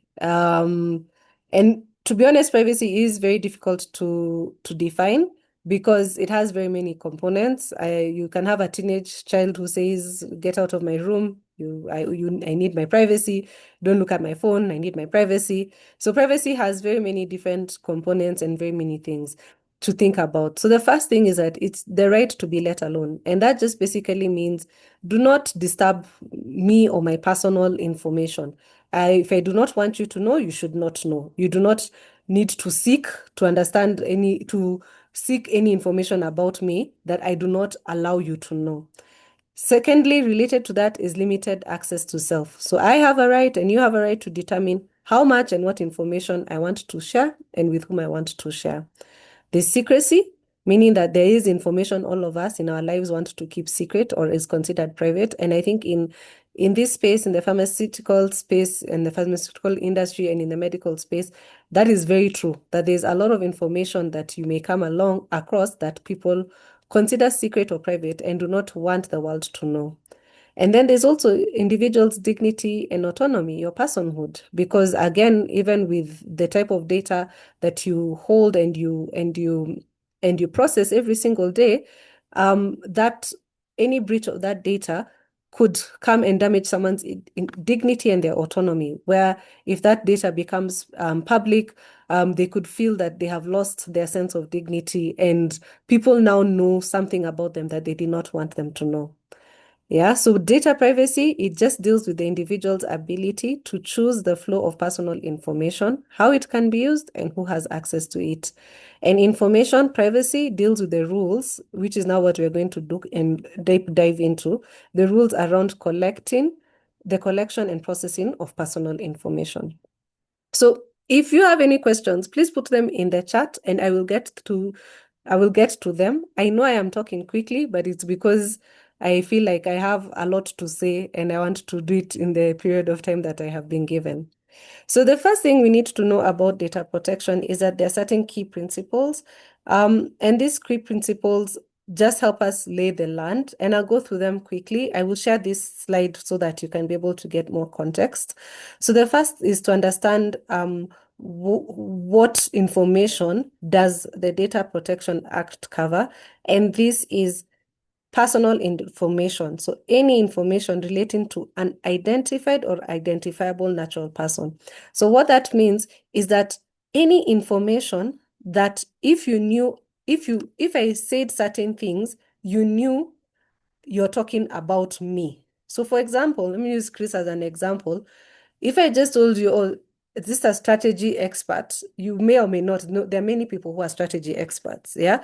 But if I start telling you, the strategy expert, he works in this company, the company is located in this building, the building is on this specific location, and then I can tell you his name and maybe, I would have pretty much identified who I am talking about, even if I may not tell you the name of the person.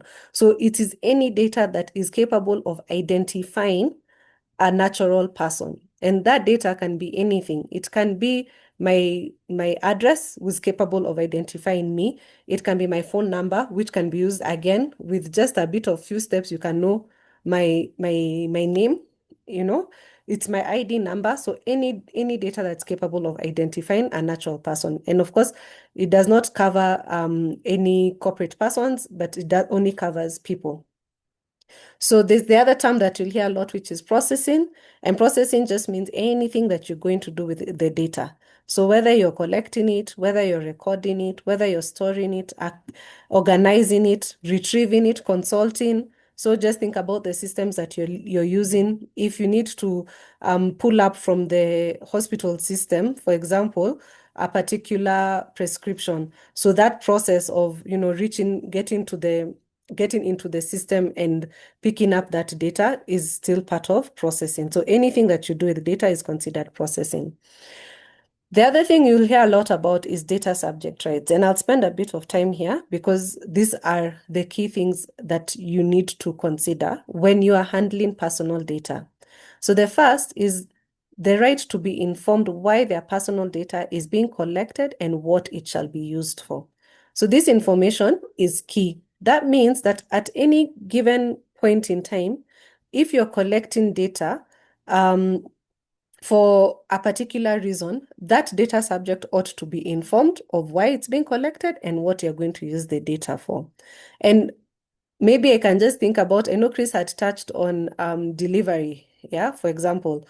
So if I have a pharmacy which delivers medication to a person, to someone's home, then I am collecting their data for their location data.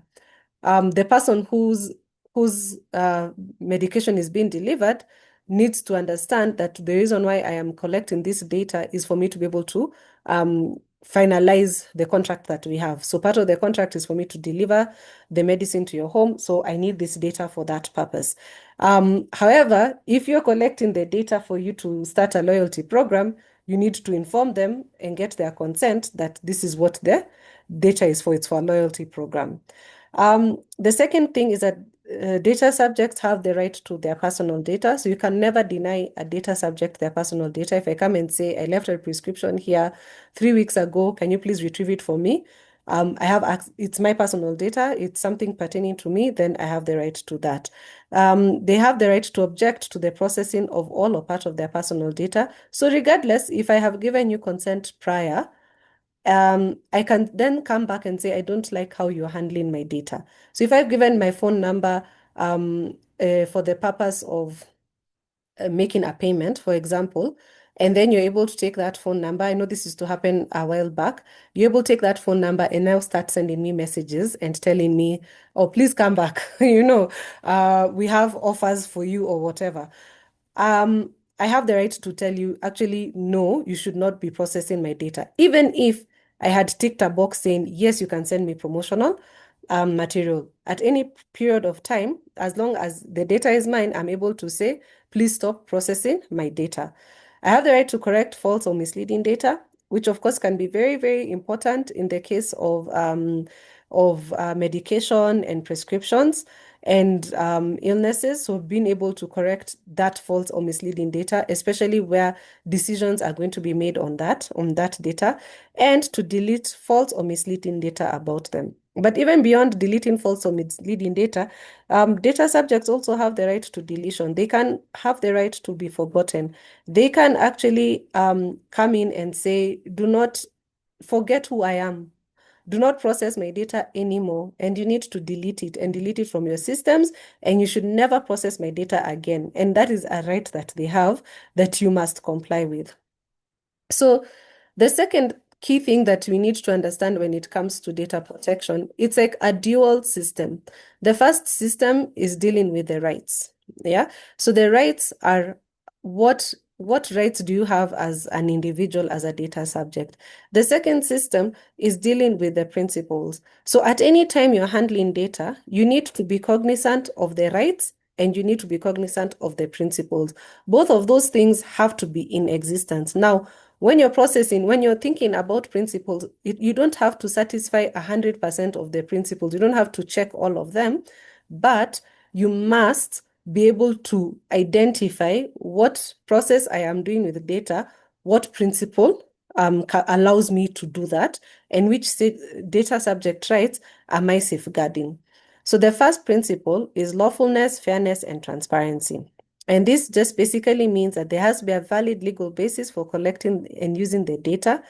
The personal data must not be used in ways that are unexpected, misleading, harmful, meaning that at the end of the day, if I have given you my data, I do not expect to be called by another pharmacist because you sold my data to them. So you cannot use my data in a way that I did not anticipate my data shall be used. And then you need to inform all data subjects on the purpose of the collection, the identity of the controller, and their rights regarding the data. Now, as pharmacists, a lot of times you'll have a dual role of being both a data controller and a data processor. A controller is the person who owns the data, and the processor is the person who does something, who analyzes or does something to the data on behalf of the controller. So for example, if you're in a hospital setup, the controller perhaps is the hospital, and you as a pharmacist would be considered a processor. So the second principle is purpose limitation. So you should only collect data for specified, explicit, and legitimate purposes. I think that is very clear. Anytime you go to collect data, it needs to be for a specific and very clear and legitimate purpose. Do not collect more data than what you ought to collect. So I don't know that you guys remember this when we were like in the 2000s and 2010s, before the Data Protection Act came into place. People would give you a form to fill in, and you're even being asked to fill in about, your spouse, your children, and people would collect a lot of data and just tell you, no, just fill in this form. I need you to fill in this form for me to give you the services. And in that form, you're being asked for information that is completely irrelevant to the service that you're getting. So this purpose limitation is coming to curb that and say, you can only ask for the data that you need. That means as a data controller, you need to ask yourself, what information do I actually need for me to undertake this service? So for example, if I'm a pharmacist, I just need the prescription, I need the name of the doctor, I need the name of the patient, I might need their age because of dosage or something of the sort. I might need their sex, whether they're female or male, because of dosage or whatever reason around that. So you can only ask for that specific data, and any data that is over and above that, you should not ask for it. So think to your forms. If you have any data collection forms, go back to them and ask yourself, what data do I need here and what data don't I need? So the third one is data minimization. Again, collect the minimum amount of personal data for the intended purpose. So you've already limited the purpose, and then now you minimize the data. So how much data even if I need to know about your location, what do I need to know about that location? I might not need to know up to sub-county level. I might not need to know your home, your mother's home, alternate areas of delivery, or something like that. So you just need to think, I've limited my purpose, and then now I minimize the data I'm collecting. Data has to be accurate, because if it's not accurate, it can lead to the infringement of data subject rights. And so anything that is inaccurate or outdated needs to be corrected or deleted. That means as data controllers and processors, this law requires you to actually audit your data and consider whether or not you have the correct information.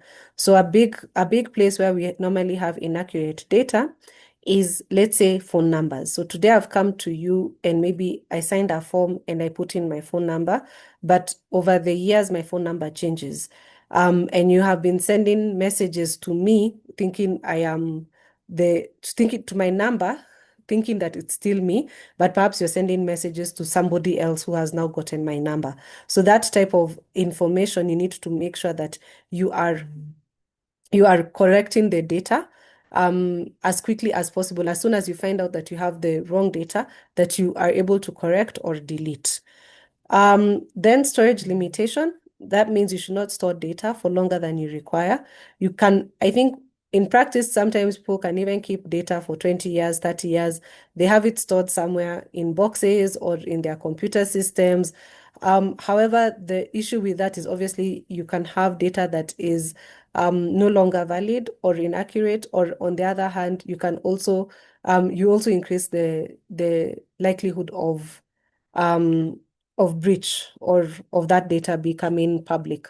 So storage limitation means that you need to establish your own data retention policies and determine either by law or by your own organization, how long is it that I should keep this data? So for example, if a particular patient has not, or a particular person has not come to you for the last 5 to 7 years, is there a reason why you need to keep their phone number in your system? Yeah, or their phone or their names in your system. So you need to think around, or their prescription in your system if you record those prescriptions. So you need to think around, how long do I need to keep this data? And then integrity and confidentiality. I think this is something that even all pharmacists understand and know, because this is one of the cornerstones of how medical professionals shall use data. The only thing is thinking that there's an extra step around security measures, meaning that in as much as you yourself, you have the integrity and confidentiality, you also need to think about what systems do I need to put in place to make sure that my data and the data that I'm holding is secure and that it cannot be accessed by people who should not have access. So beyond the practical part of, beyond just saying, this is part of what we do as medical professionals, the next step is to think about how do you practically do it to ensure that there's that integrity and confidentiality. And then finally, accountability. And this just means that all organizations, this is very key, all organizations will be held accountable if they fail to comply with the data protection laws. That is non-negotiable. If today, and it doesn't matter if it's your employee who releases the information or misuses the data for a particular patient, you as the organization shall be held accountable. So that accountability principle means that where you are running a business, the law has then placed that that it's now your business that needs to comply. And if you fail to comply, then you shall be held accountable. And if your employees fail to comply, then they shall be held accountable. And if you are hacked because you had bad security systems, yeah, then also you shall be held accountable. Of course, the severity of what that accountability is may differ, but essentially it is you, the organization, that is going to be held accountable. So Section 46 of the Data Protection Act provides for the lawful basis of processing health data. And it says that personal data relating to the health of a data subject may only be processed, number one, by or under the responsibility of a healthcare provider, or by a person subject to the obligation of professional secrecy under any law. So I think now you need to ask yourself, in terms of your employees, who has access to the data, to the personal data of the patients who come to you, or of any data subject who comes to you.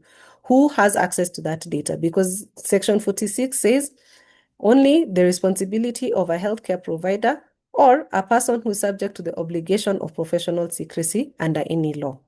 So it's very restrictive about who can handle personal data, and you need to then go back and audit who then has access to that data. So for example, if you've hired maybe a clerk or someone who is assisting the pharmacist, should they have access to the personal data?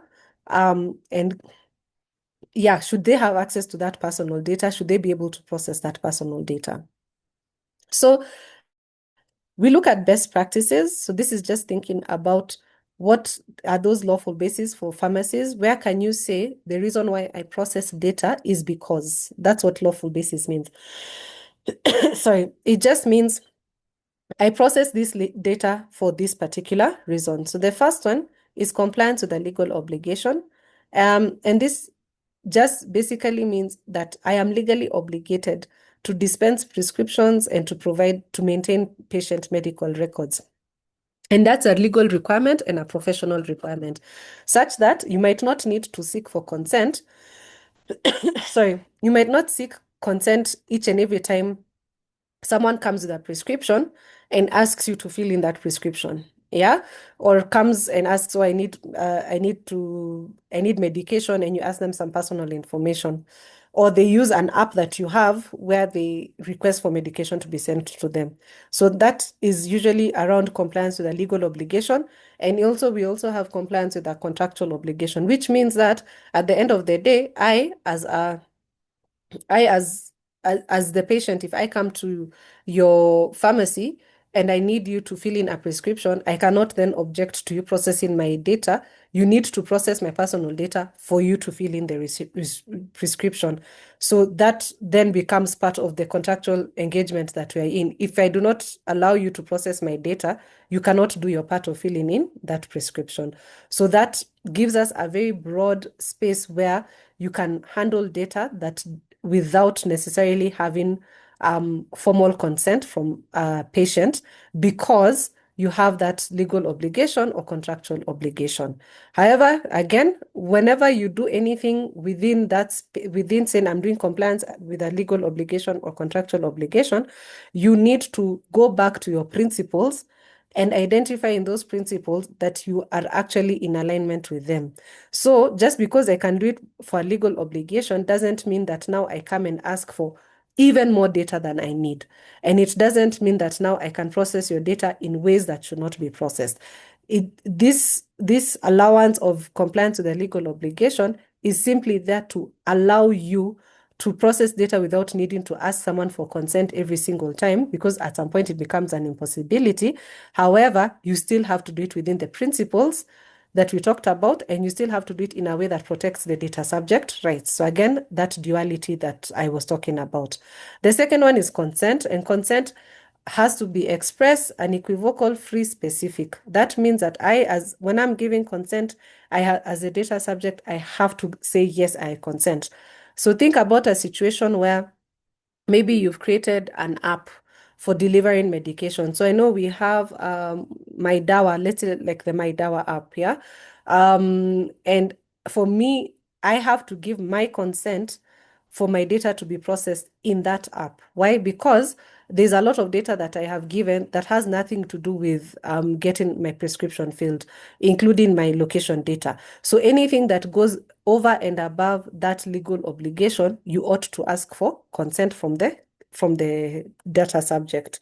Protection of vital interests. Of course, we know that sometimes the data, when you're processing data, you might be compelled by law to disclose that data to official channels. Yeah. So I'm thinking in terms of epidemics. So there's certain data that you must disclose by law, and you are required to disclose by law for the sake of public interest or vital interest. Yeah. Meaning that because you're in the health sector, you are allowed to have certain disclosures where it is necessary to protect the public. So the key compliance obligations, number one is registration and governance. I'm so happy to see that 25% of the people who filled in the survey have registered, and the other 75%, the registration is mandatory. But do not fear, it is not a very expensive process to undergo. So I think it's like 4,000 shillings. If you're in the SME space, it will be about 4,000 shillings. So pharmacists do not fall under the exception of you must be doing the 5 million annual turnover for you to register. You are actually under mandatory registration. So you need to register because of the type of data you're handling. You're handling sensitive data. And I saw someone asking a question that, mentioning that insurance companies had asked for the registration certificate, and that is part of why, because now it's a mandatory registration, mandatory compliance. So you may, depending on the size of the pharmacy, whether you're a conglomerate, whether you have many branches, you may need to designate a DPO. And a DPO is just someone who has expert knowledge and in data protection and practices, and it could be an employee. So that DPO is the person who's going to help you make decisions when it comes to data. The other thing is doing a DPIA, which is a data protection impact assessment. And this is important, especially where you are carrying out a process that will result in high risk to the rights and freedoms of individuals. So a good example of when you need to do a DPIA is, let's say you've come up with an innovative application, mobile app.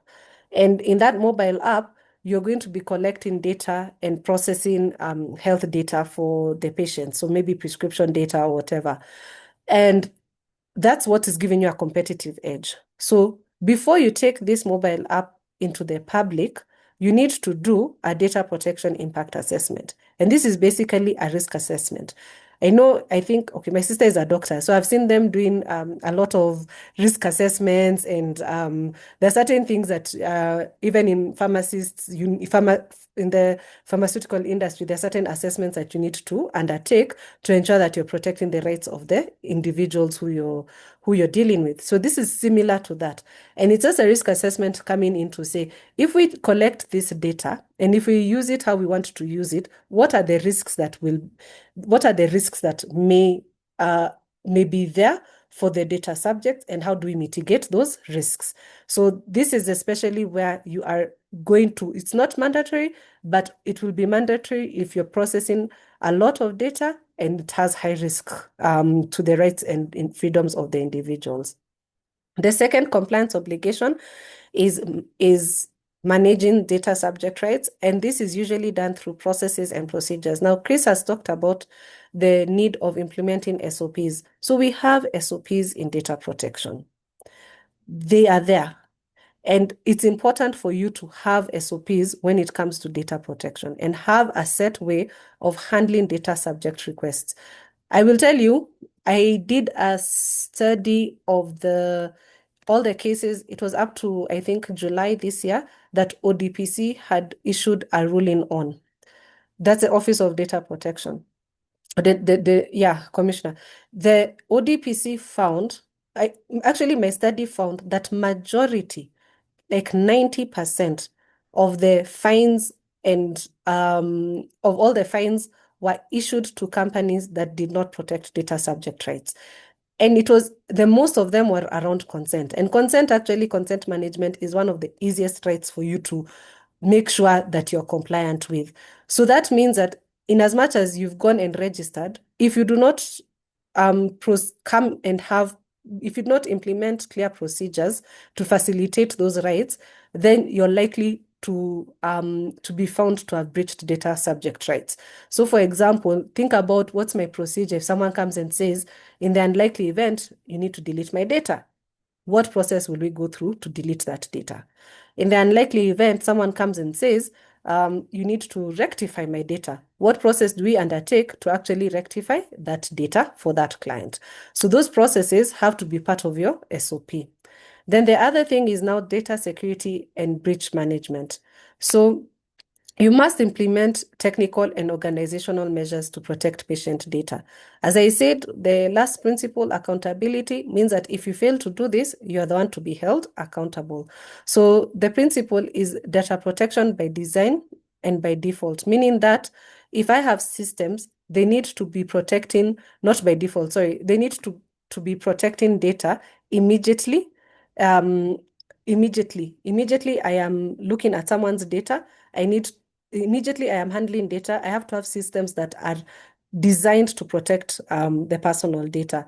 And then the second thing is on breach notification. So for breach notification, you need to make sure that if the event there's a personal data breach, that you notify the ODPC within 72 hours of becoming aware.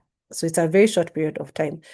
Now, sometimes when we talk about data security and breach management, we think that it's like a hacker has come, taken over our systems. And while that might happen, it's a rare occurrence.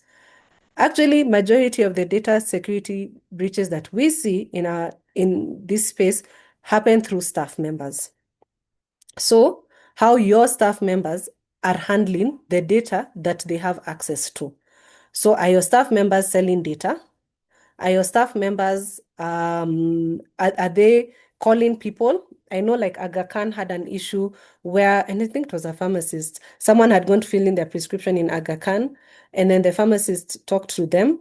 And then after after they had talked to them, they called them later on, which is a breach of their personal data. So a lot of times, beyond thinking about the very heavy technical aspects, you also think about your staff and how do I need to train my staff to make sure that they are handling data in the appropriate manner.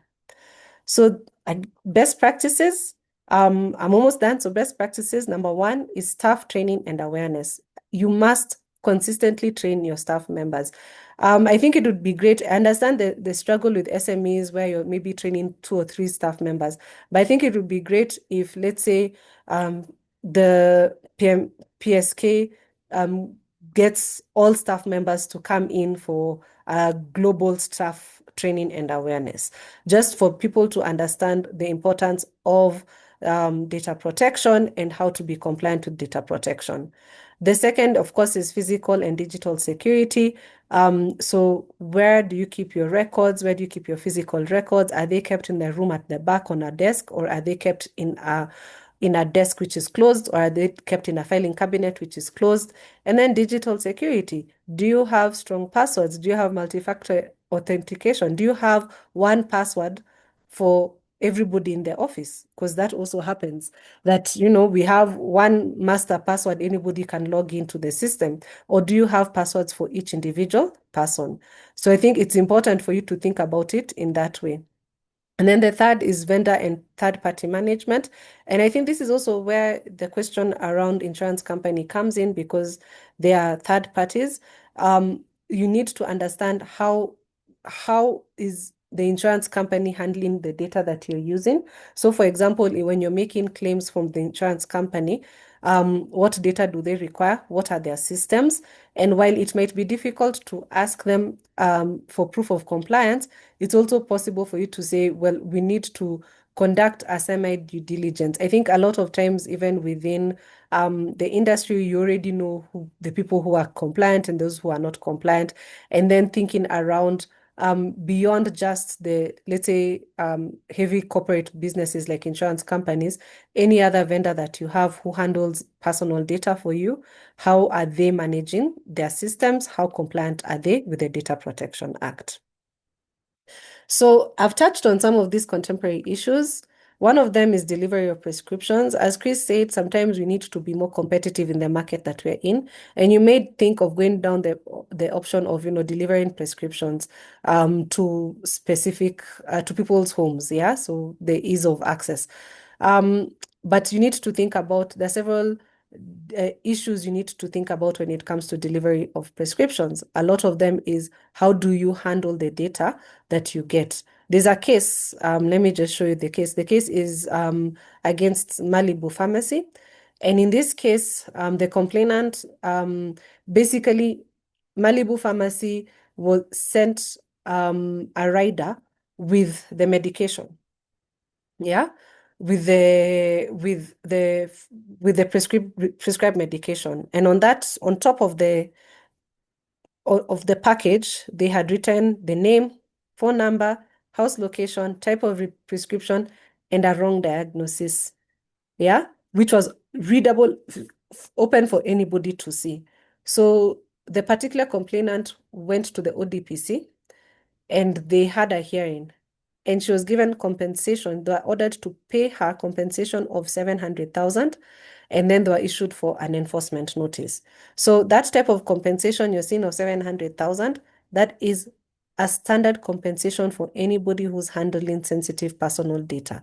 So normally, the trend has been with regards to schools, with hospitals and pharmacists, because you're handling sensitive personal data, the compensation that you will be asked to pay the data subject is between 700. I think I saw one which went up to, I think there was one which was egregious. It went up to 1.2. So from 700,000 and above is the type of compensation you'll be asked to pay.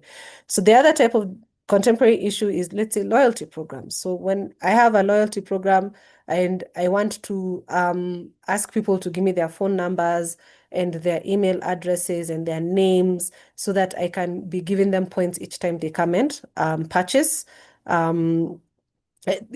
medicine from my pharmacy. So again, with that loyalty program, it's just one of the key issues you normally ask yourself is where the data for loyalty programs is kept. Is it kept in the same place where the data for prescriptions is kept?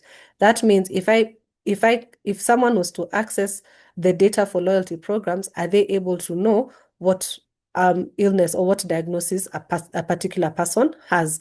So the importance of, like, just one quick tip is the importance of keeping such data separate so that you're not able to identify each other. The other one is mobile apps. Again, as I've talked about it, what data are you collecting when you're when you want to create a mobile app for the sake of delivery of medication? How do you store that data? Again, is there a way to segregate the data that you have on the mobile app for delivery from the data concerning the person's diagnosis? Yeah, so it's key because then the diagnosis becomes the more sensitive data that you want to not be identifiable. Yeah, and then again, different systems and IT systems that you may have, hospital systems or point of sale systems. How do you manage the data that is going into that? I know in the healthcare system, a lot of times information is anonymized and pseudonymized. And so that's a very, very, very, very, very good practice for you to have within your own systems, that you have anonymization and pseudonymization. That word is very difficult for me to say. Yeah. And finally, if you breach the Data Protection Act, what are the consequences? So the first one is enforcement notice. And an enforcement notice basically, it's like a soft landing from the ODPC. And what it comes to say is that, I don't know that I have gone way over my time, not so much, but basically an enforcement notice comes and says that it notes how the organization is to comply with the law, the timeline of compliance, and the consequence of non-compliance. So for example, if you get an enforcement notice, you'll be told you failed to do this. You need to comply with the law in this specific way, and you need to comply within this particular time, and they will come back and check. And if you don't comply, the fines that ODPC can give you is up to 5 million Kenya shillings, a general penalty of a fine up to 3 million, or imprisonment of up to 10 million, or both. Yeah. An order of compensation, forfeiture of equipment, or a court order for preserving protection of personal data. So it's important for you to, especially if you ever receive an enforcement notice, take it as the ODPC is telling you how to comply, and just take the steps to make sure that you are compliant. If you do not take those steps, then the consequences of non-compliance is usually the fine of up to 5 million shillings. So I've seen there are some questions that I need to that I need to answer. Okay, so I think this is from Mora. When the client wants to retrieve the information, for example, prescription, or request the data to be deleted, what happens with the information that is required to be retained by law? For example, controlled drugs. Are we issuing copies to the client but retain the data? So normally what happens is, if you are required by law to retain the data, then you can retain the data on that basis, but you can inform them that I have deleted all this other data, but I have to retain this particular data because I am required by law to retain that data. Because obviously nobody wants you to comply with one law and break the other. So you just need to notify them that I have deleted all the data that I can delete, and that which I'm unable to delete because of legal compliance, then we shall then I need to keep that information. So we shouldn't fill in our homes in bank forms. So in fact, that's a good question. When you go to the bank, why does the bank need to know where you live? A lot of times it's based on KYC, they know your client, and anti-money laundering rules. But perhaps that is something that you need to ask, why do I need to give you the my place of work? Why do I need to give you my place of residence? I'm so sorry, Henry. I know I have taken long. I do apologize. Margaret is asking, kindly talk about M-Pesa prompts on members of one WhatsApp group. Where could the data breach be coming from?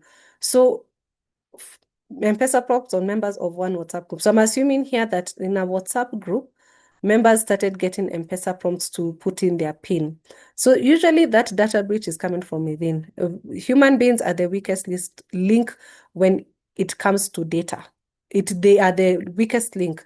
So you might find that someone has either you've been infiltrated into the group by a member who is there to do nefarious actions. You need to audit who the members are, or someone has access to the numbers in the WhatsApp group.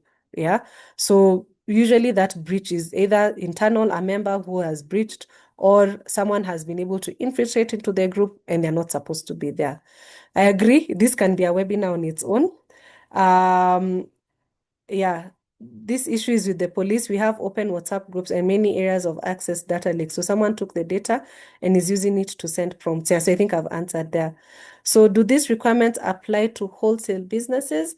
So Vaishali, I think usually it depends on the data that you're handling and if you're meeting the threshold. So if you are, as a wholesale business, I am assuming you're not handling prescriptions.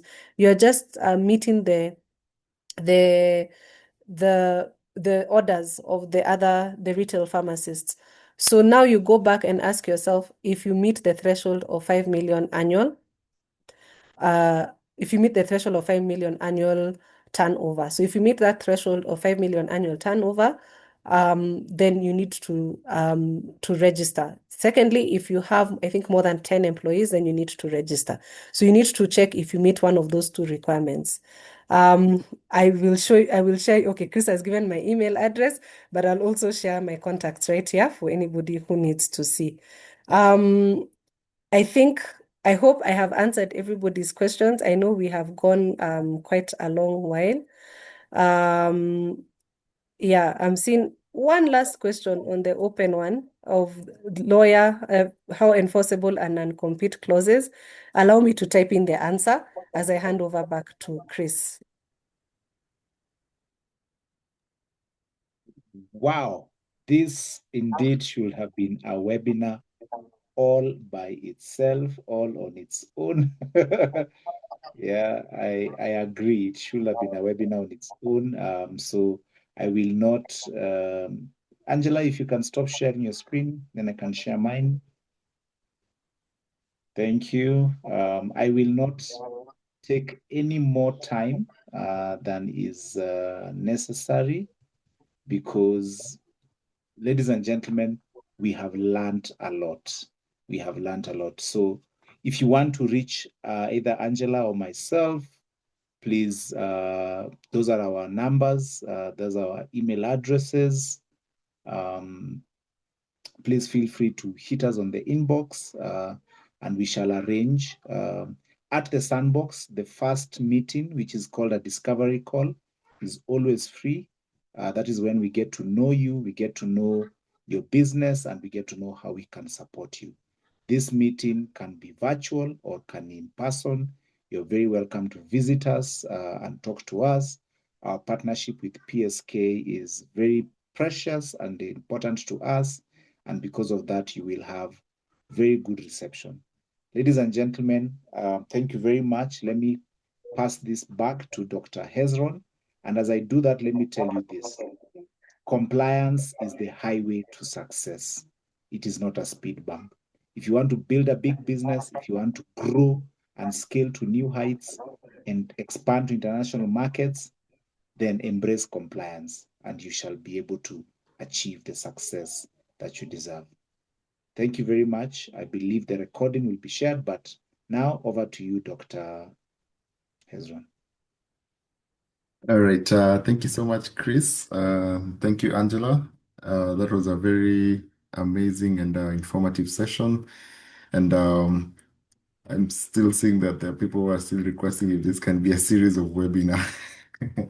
So I'm sure we're going to plan for more. I think this was a lot of information to put together in one session. But we really appreciate the two of you for just that insightful presentation. So members, I think because of time, we'll just be closing as soon as possible. I see Chris and Angela have already shared their contacts. If you have any queries, please feel free to reach out to them.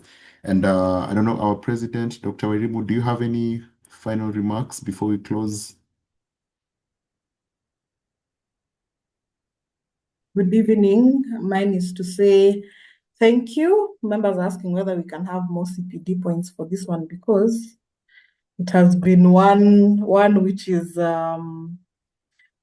highly informative. But I think, as I said earlier, our goal is to ensure that our members, in addition to the clinical efficiency, that whatever business that they are engaged in, that it will have some form of also business efficiency. So it is very intentional. If there's any feedback you can give us on this, on topics that you'd need to make this better, we are open to, just engaging with the teams to ensure that we're meeting the members' needs. For me, to the speakers, Chris and Advocate Angela, I just want to say thank you. Thank you for your presence. I feel that we will need to have a specific data, a data webinar, just to make sure that it's a fresh webinar, just to make sure that people are able to become compliant, because that's what we need to do. I know I had put Dr. Hezron to task to also do a feedback form. So I know he'll be sending that out so that we are able now to also see where the needs are. But other than that, thank you so much for engaging. Thank you so much. This was very informative. And I know this is not the last time we are seeing this team. Yeah, so thank you even for staying until this time. All right, thank you. Over to Thank you you, so much. Pez. Yes. Right, thank you so much, President, for those remarks. So I think this is where we'll close, and just please note that the event is not on the PPB portal yet. So we're going to notify you once it's already listed. And also just to notify you that we'll be having dinner for Nairobi branch in partnership with the national office. So for those who are in the Nairobi branch and would like to attend, kindly be on the lookout for that. The deadline for the early bird is 5th of December.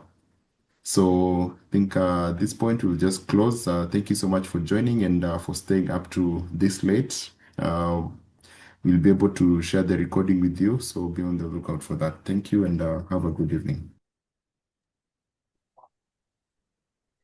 Thank you.